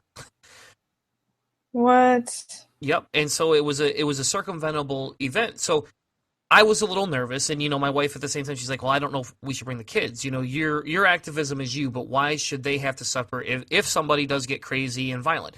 And this guy was a younger guy, the guy that sponsored the event, Diesel Tech. And if you Google Jenison, Michigan Diesel Tech, you'll find this guy's horrible picture and the horrible things that shithead said. And there was threats from his fans, from people that were supposedly coming to the event. And so that's why we got the police involved. We're like, hey, they're kind of openly threatening things, can we have some protection? I think that night there was more police in our small community than I've ever seen. In my life. I've never seen that. Yeah. It's the whole concept of armed protesting is just completely bizarre to me. I thought if you were using fear and intimidation to accomplish a political goal, that was called terrorism, but apparently it's not, I guess, in today's society. Yeah, apparently not if you're white. if you're a white male Christian, how about that? Exactly. But yeah, I don't. As far as the clinic security goes, I don't worry about me. I mean, you take me out, and there's going to be 100 more of me. There's plenty. But I always worry about the safety of our providers.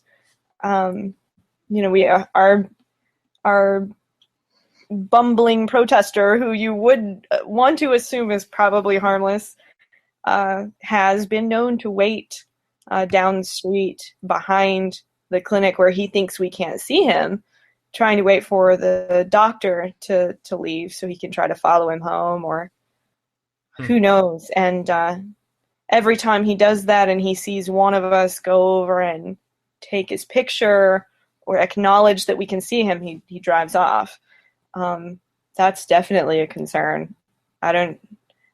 I'm small potatoes. I don't think anybody's worried about taking me out, but yeah, I don't know. And I definitely, with the schools, I don't feel safe in my classroom.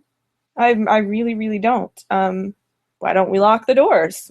Why don't we have some kind of security protocol? Anything.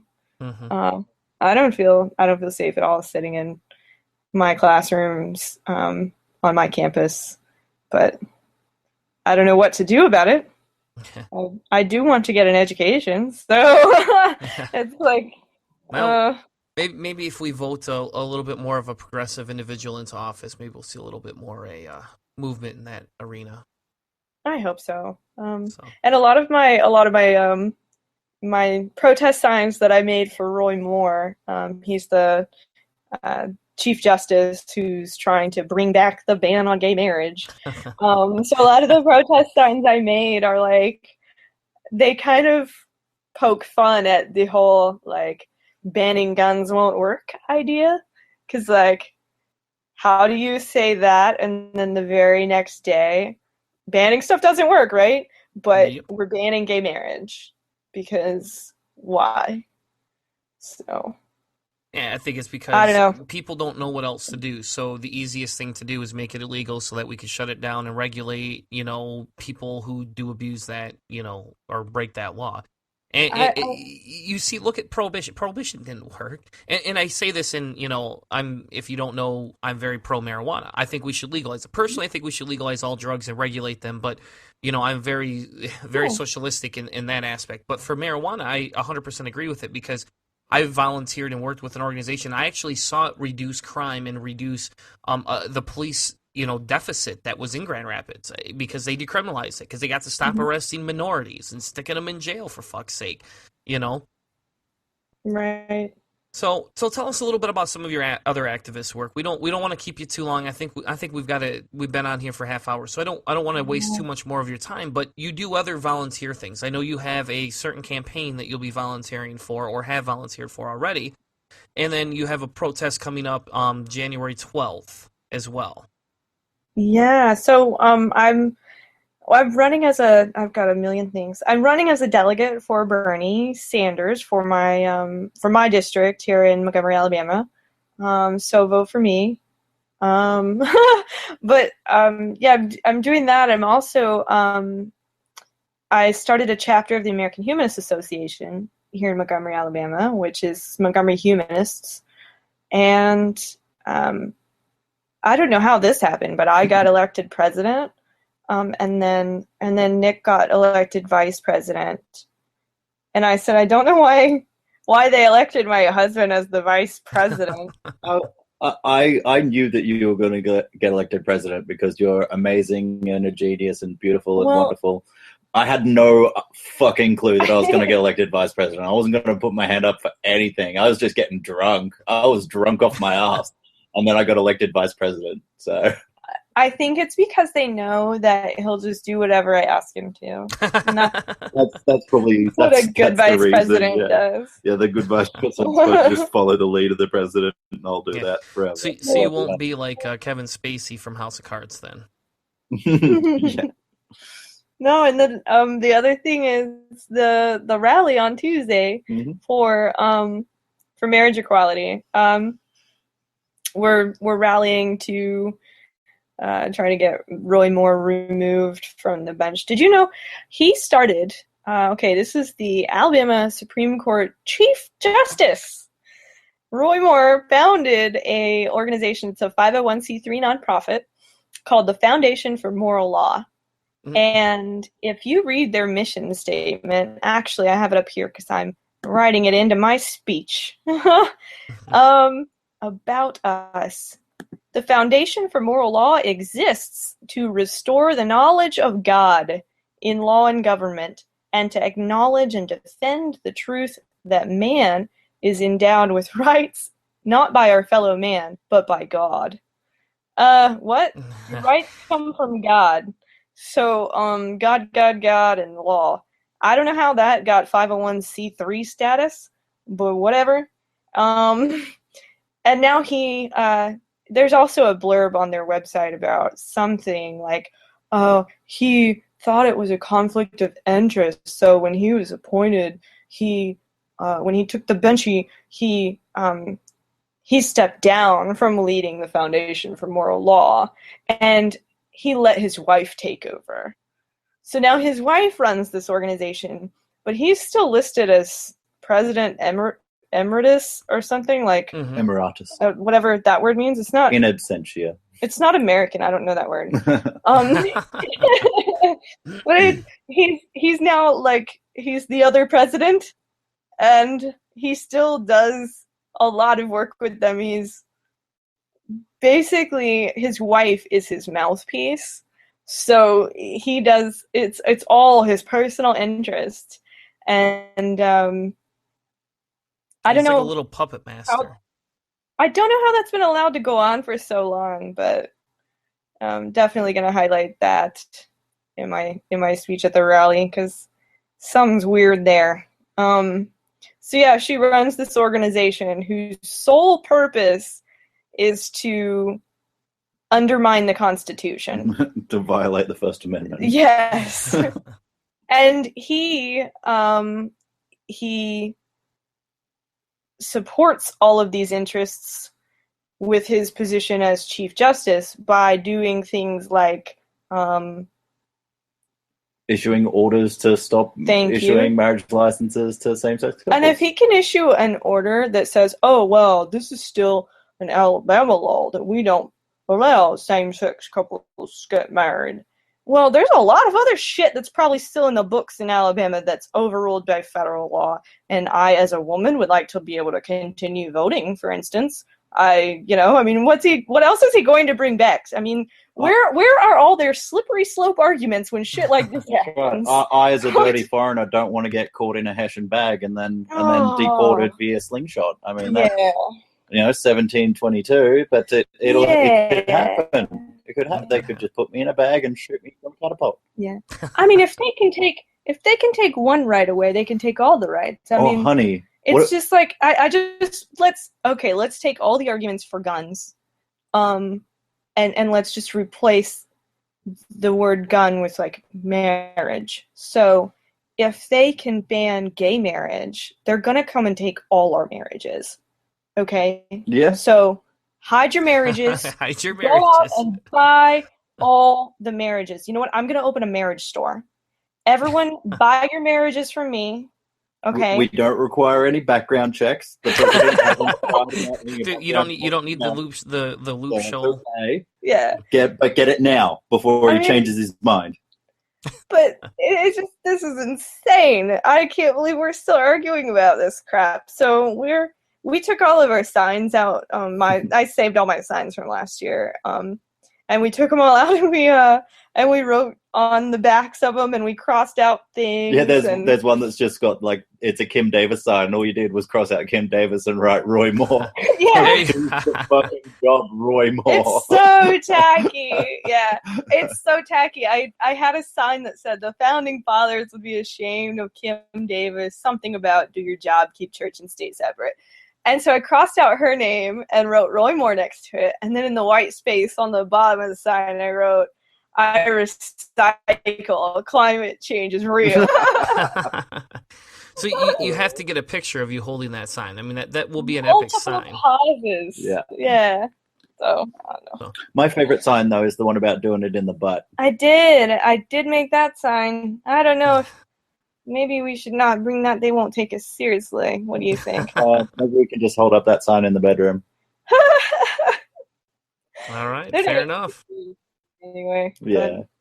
Maybe we should open with a prayer. Maybe they'll pay attention. Dear Glob, please show Roy Moore that he is an asshole and give me a Ferrari. No. And stop all these women from eating their babies. No, stop it. Ugh.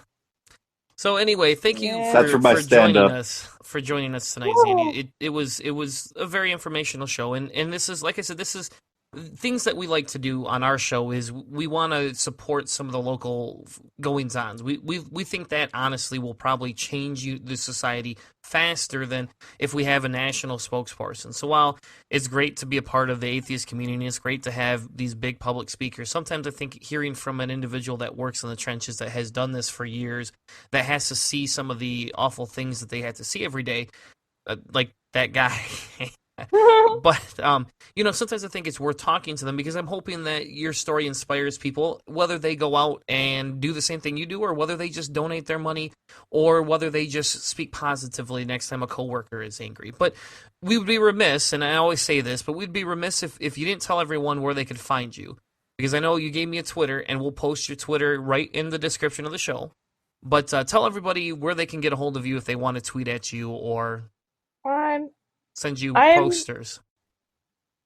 Yes, send me dick pics. No. Well, okay. I guess if you want it, you can have them. But I'm not putting that part in there. I same poster ideas. He knows she's getting them anyway. No, I'm that Xandi girl. That's that. The traditional spelling, that Xandi girl. And I'm also, that's my Twitter, and then I'm also Xandi Anderson on Facebook, but it's Sen, Anderson, not Anderson. So that gets confused. No one will ever find me because my name's spelled weird. Because it's spelled weird. Well, cool. Well, thank Some you. poor girl named Xandi Anderson is going to get a lot of dick pics. It's payday today. Well, thank you so much for joining me. It was a pleasure having a conversation with you. Yeah, thanks for having me. So, make sure you... Nope. Yep. Oh, your butt? Yeah. Maybe. What? Whatever floats your boat, Nick. And Nick, we'll have you back on here in the next couple of months to talk about your stand-up career. No worries. If you can find me, you can find his Twitter is something with my name in it. No, at this point. it's at Nick Morgan. Oh, you changed it. No, it's at Nick Morgan where I just changed what it looks like. Oh, well, it's at Nick Morganmore, and then I think it shows up like Xandi is the best or something. Yeah. But no, it's at Nick Morganmore. That's my name. Come on. How many podcasts have I been on? How many times have I done that? Yeah, everyone already knows who you are. That's my name. So, thank you so much for joining us. Make sure everybody sticks around because we got more Cellar Door Skeptics coming up right after this. Stay tuned. Bye. Hey, my name is Jeremiah. And this is David from the God Theory Podcast. And you're listening to Cellar Door Skeptics. Prepare for the revolution. Looking for something new and exciting, or maybe just a change from the old atheist show format? Cellar Door Skeptics Podcast provides listeners with hours of enjoyment each week on Spreaker and iTunes. Check us out as we talk politics, religion, science, reviews of books and music, along with the occasional interview just for a twist. Join Christopher Tanner and Chris Hanna every Tuesday night at 8 p.m. Eastern as they bring fresh content to you. Walk with us through the cellar door as we help you prepare for the revolution. You can find us on Spreaker, iTunes, YouTube, and even on Facebook.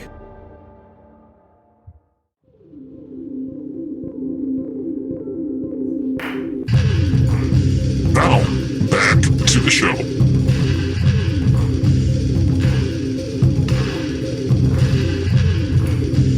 If God died in the 1960s, does someone forgot to tell the English publishing industry books about God have been surprisingly bestsellers for the past decade? Richard Dawkins' The God Delusion, which has sold over 1 million copies, has been joined in the bestsellers list by Christopher Hitchens' God Is Not Great, Sam Harris's Letter to a Christian Nation, A.A. Greenling's Against All Gods, and a host of other books extolling the virtues of atheism and the dangers and follies of religion. Atheist publications are not new, and for anyone with any knowledge of basic philosophy and religion, the argument put forward in these books contain nothing new. What is interesting is why they have proved to be so popular. They are clearly tapping into something in the populace in a section of both Northern American and European societies. From a publishing standpoint, it is clearly the right place and the right time to launch the new, quotation quotes accepted, atheist publishing.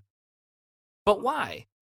There is no doubt that the books are in general well-written, entertaining, and informative. They're written in a populist style about subjects which most often people would consider important and interesting. Little wonder that they are proved to be such big hits. Yet there's other reasons which they've hit the spotlight. The first is fear. So that's a quote from an article. And welcome back to Cellar Door Skeptics. I should probably introduce the damn show that we're recording. But welcome back to Cellar Door Skeptics. That's been an excerpt from an article we're going to talk about in just a second. And the article caught my attention because Kirk Cameron posted this, and it's called Atheism Preying on Fear and Prejudice. And no, he actually posted the first segment and a half on his blog as if it was his fucking blog. And then it says, hey, to continue this blog, click below. And you're like, well, hold on a second. What the fuck? And this article comes from a website called desiringgod.org. And the article author is called David Robertson. And again, The title of the article is Atheism Preys on Fear and Prejudice. And I sat there and thought, what the fuck is this shit? Chris and I have to have a conversation about what the fuck this shit is. Well, just to start off, you read that quotation, and to tell you how well this thing is checked resources and edited for proper content, AC Grayling is listed as AA Grayling. So this guy didn't even check the names. Oh, that's true. You're right. One of the most read and popular writers in atheism and new atheism, whatever you want to call, whatever label we're using this week.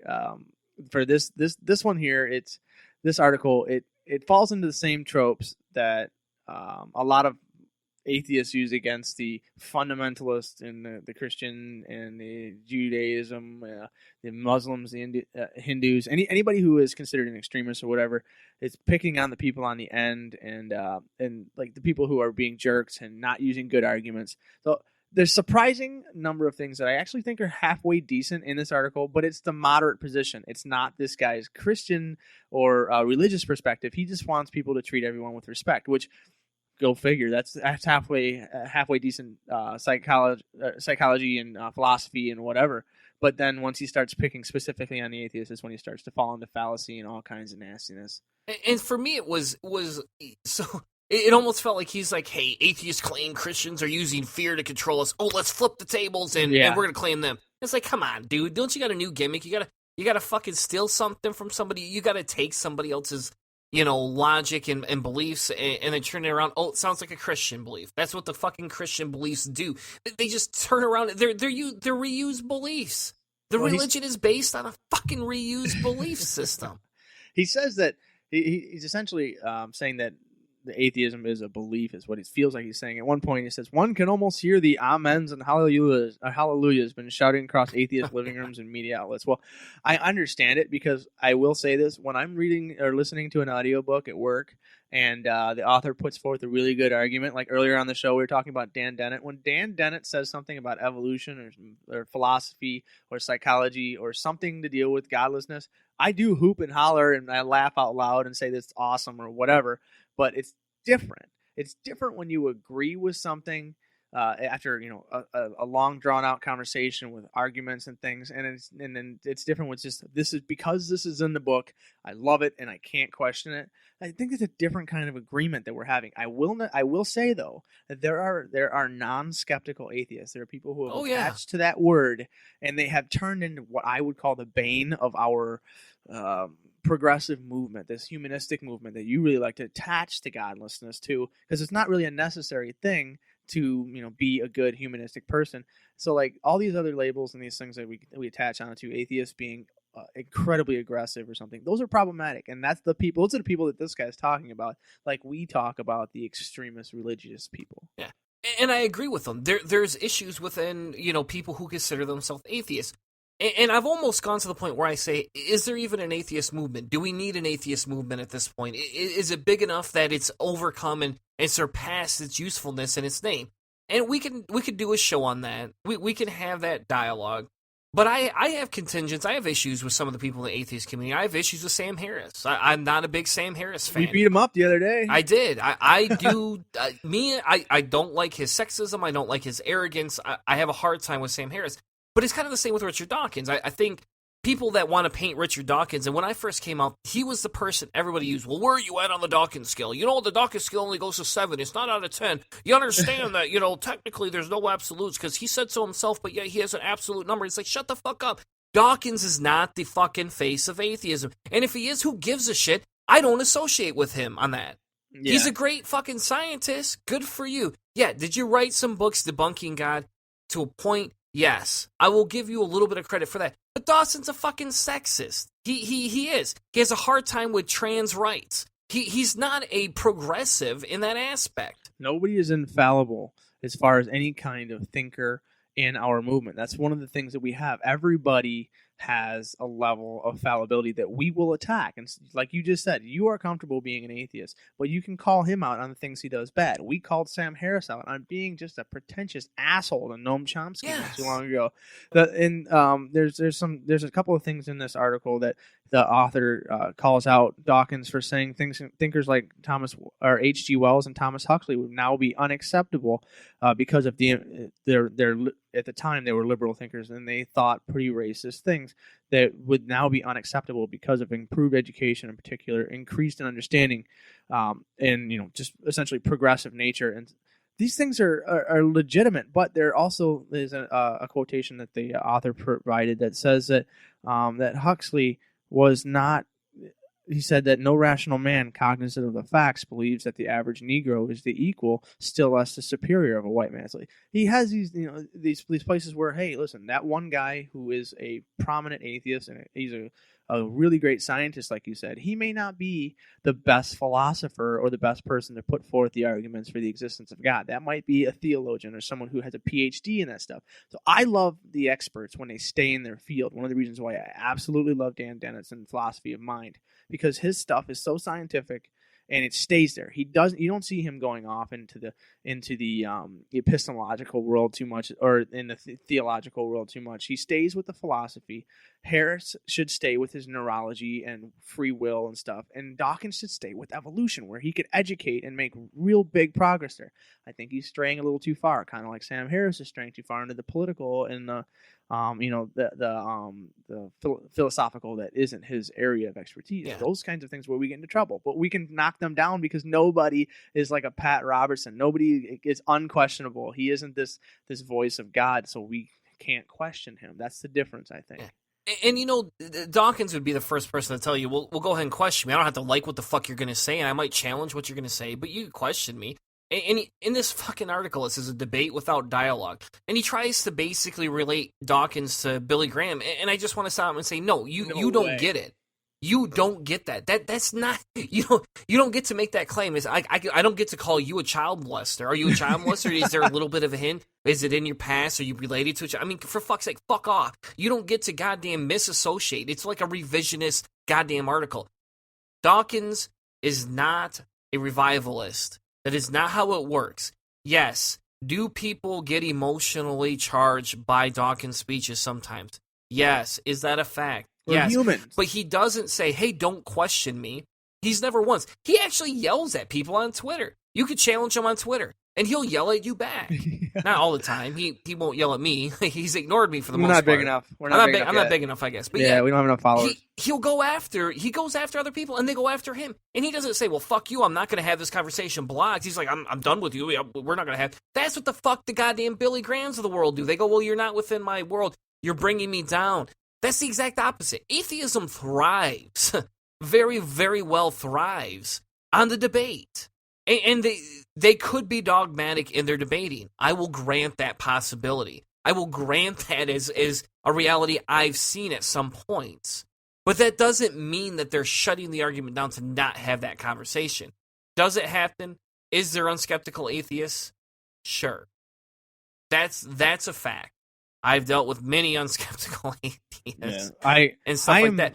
I'm in the middle too, man. Like I think I'm a little bit more moderate than you are. Obviously, we've had these conversations a few times, but you're conservative compared to me. We just need to be. We need to. You're in the George Bush camp compared to where I sit politically. I mean, the big thing is it's like I've gotten past this thing where I'm just ready to just yell at everyone. Like, let's just try to get something done. I'm tired of the gridlock. There's got to be something that we can find some common ground. You should stop voting for Bernie then, buddy, because they're going to be more gridlocked than there will be compromises on that side. But that's a different conversation. Yeah. Well, we can talk politics in the next round too. Well, the next section of this blog for Desiring God is he talks about atheism in America. And essentially what he said at the very beginning, he said that the atheism is really potent, an intolerance force in the United States society as any religious fundamentalism. And this is another area where I had the problem, is comparing atheism to fundamentalism.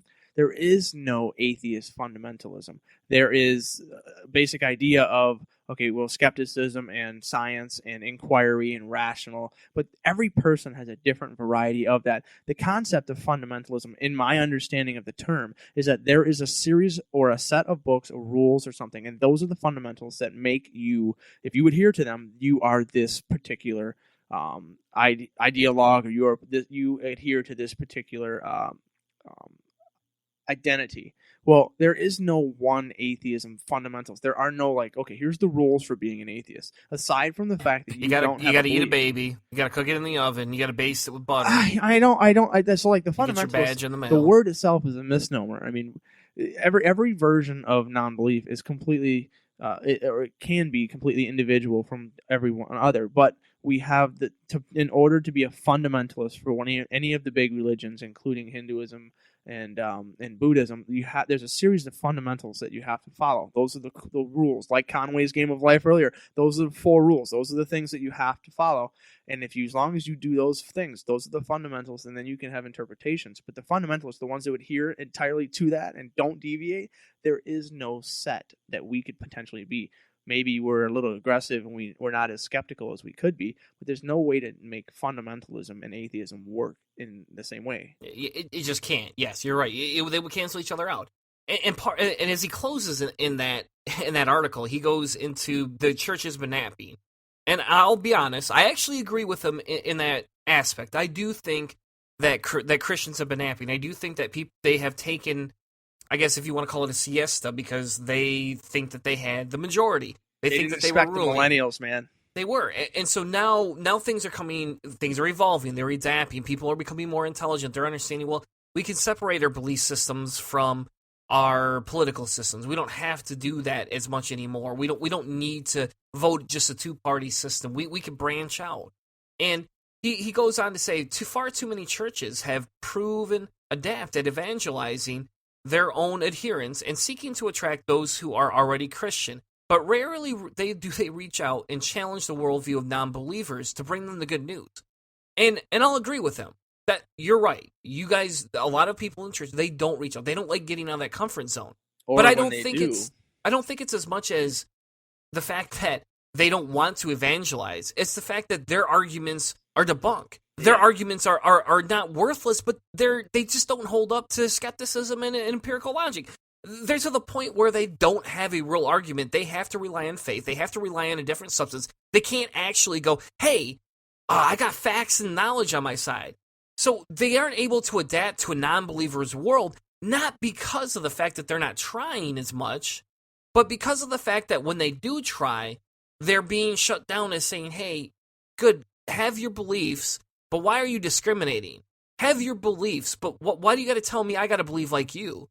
Why can't we just believe our own ways? Why can't we just each have our own beliefs? Why can't we have a fucking interfaith? Where the fuck is your interfaith? And that's what this article lacks. This article lacks the fact that it should be embracing interfaith instead of trying to push their fucking world religion. So you want to talk about fear?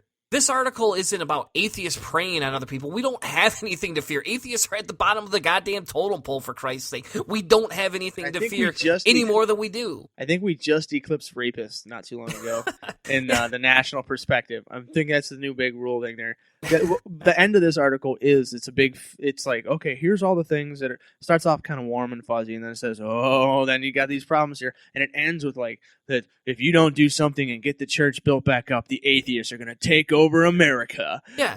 And so you want to talk about fear? This article reeks of fear. This article should be addressing itself. Grow up. You aren't the majority anymore. We talked about this earlier with feminism, right? We talked about the marginalization of societies and why people want to do that a little bit, right? We had that conversation. Fuck off, Christians. Are you scared of losing your majority position? Are you scared that you can't force this shit down our throat anymore? Are you scared that for fucking once that you have to accept other faiths and non-faiths? Come on. And I've been called a Muslim sympathizer before. And I don't attack that religion as much as I attack Christianity because it doesn't affect my life as much. Not that it's any more logical. It has no more logic. But I will advocate for a tolerant viewpoint. And in America, a lot of the Muslim beliefs are tolerant of other beliefs. They aren't as pushy. Now, in Europe, you do have places wanting to invoke Sharia law, and I despise it. I 100% disagree with that, personally. But that's a different type of discussion. But I see a more tolerance almost coming from those that are coming to our nation as refugees, those that are saying, hey, yeah, my religion is different, please don't, go after me. Well, they're just not as strong here. Like they're outnumbered by far, and there's a few areas where there is a strong enough Muslim population where they've been able to elect local leaders, and create a nice semi-pluralized, or an area in Michigan, Dearborn, it's considered one of the highest populations. I believe it was just eclipsed in Illinois or Ohio, but in Michigan, Dearborn is one of the highest Arabic concentrations outside the Arabic world, and they have their local leaders. I believe they have a mayor or something like that. That's a Muslim, and is there Sharia law? No, there isn't. There isn't. Exactly. I mean, obviously, that would be. Seriously, a major deal. I guarantee the whole country would freak out about that. Which it's good that the whole country would freak out about that, because that's a religious law and it shouldn't be invoked or instated anyway because of the separation of church and state, which I agree with. And I think that the Muslim perspective is a little bit more docile over here. One, because the country isn't a Muslim country, and it isn't an overtly Christian country as far as the laws are concerned. The culture is very overt, and it's still dangerous to be out as a non-conforming sexuality or a minority belief. The number of attacks against Jewish people has gone up significantly recently, surprisingly more than Muslim people, in an article I read not too long ago, or at least even with it. There's still a lot of minority oppression that happens in these types of situations from the Christian culture that sees these outsiders, these attackers and things. So we attack the Christian culture because that's the one in the United States doing the most work and the most damage. It's the most powerful, and so we have to attack the strongest voice. I find that it's a cool perspective that, and it's one of the things Noam Chomsky talks about. He says that he usually finds himself associating with the victim in a case. Like, I usually find myself leaning towards the victim. I can't tell you how many times I've had to to protect or argue for Muslim people recently with conservatives or people who have said that all Muslims are terrorists and they're all coming to kill us. I mean, leave it to a conservative Republican or a conservative Christian to make me argue, an atheist argue for the rights of Muslim people in this country, because that's what I would argue against the Muslim religion having any kind of special privileges exactly the same way I would a Christian would. But the fact that they want the Christians and the conservatives in our country want to attack one specific minority, I have to argue for the victim here. I have to argue for them when they come in, because, like you said, you're not seeing the attack and the violence and the and stuff like that around here. So, like, this article is saying, well, we're losing a little of that. We're losing a lot of that power, and society is becoming more pluralized. So this is a bad thing. We should automatically assume this is a bad thing. That's where I have the issue with kind of the end feel of this. It's just, holy crap, if this happens, we're doomed. We're doomed. They think that once non-belief or pluralized religions in the United States happen, that there's going to be some kind of force that's going to be rounding up all the Christians and putting pretty little crosses on their sleeves and making them march to camp. Wait, that sounds like what Trump wants to do with That's what Trump wants to do to everyone, apparently. But that's what I mean. It's not oppression when you're losing a monopoly on society. It's called equalization. So as we close, I challenge the author, David Robertson, if you ever fucking listen to this for some reason, and I'm going to figure out how to tag you in this somehow. I'm going to tweet this at you or something. There's got to be a way I can get your attention. But you come on my show and have a conversation. Come talk with Chris and I about your article. And we talk about your book. He has a book called Engaging with Atheists, where he talks about how many Christians are so fearful of talking to atheists because they believe they'll be hostile towards the Christian beliefs. Fuck off. No one's hot. If we're hostile towards your beliefs, grow the fuck up. Be hostile towards mine. If it's that big of a deal, be hostile. I don't give a shit. Nobody's being hostile with you as an individual. People just might think your beliefs are, I don't know, dumb, maybe unintelligent, maybe don't have the facts behind them, maybe rely a little bit too much on faith. And that's fine. Take faith as a virtue, but you got to demonstrate to me why the fuck I should take faith as a virtue. And I encourage you guys and everybody listening to this to read the article. I do encourage you, don't just listen to my discussion and Hannah's discussion and dismiss the whole article. I encourage everybody to no, read it, 'cause don't. I It think has we some need good. to It read has some good of stuff these. in it, man. It really does have some decent does. stuff in the middle, and then it just turns to garbage. Yeah, and I get it. Let's have a conversation, but I'll tell you what. This is my extension to you, Mr. David. Come have a conversation on my show. I ran a show called Atheist Analysis, and every fucking week, we had a 3 to 4 hour conversation with 1 to 3 Christians every time. So you can't sit here and say all atheists do this. You can't even say most atheists don't want to engage. There is a lot of us that would like to engage, and the rest of us that don't want to engage typically don't want to engage because we want to keep our private lives private and your private lives private, and if we're all just fucking private, then we don't have to worry about what you believe or what I believe, and we can all go on in harmony. Well, and we don't all want to attack you and just belittle you the entire time. Seriously, I will not belittle you the entire time. I don't think that's a good way to move forward and progress. So, David, if you ever come on this show, let's just have a decent conversation. We're not going to swear and scream at you, but let's face it, we're going to call you out if you think you're full of it. So, thank you so much for sticking around for another episode of Cellar Door Skeptics. Next week, we're going to be talking about Star Wars. Yes, we're going to talk about Star Wars. Possibly by that time, it'll be the most money-grossing movie of all time passing. Will. Yeah, they're at 740 and Avatar was 760, so it's close. And we'll have a political segment about if Bernie's a hypocrite and the prison system. And I can't wait for this because this is tough. This is going to be a great challenge because I'm a skeptic, whereas Hannah's not as much a skeptic about Bernie. He's kind of on his knees. He's always on his fucking knees for Bernie.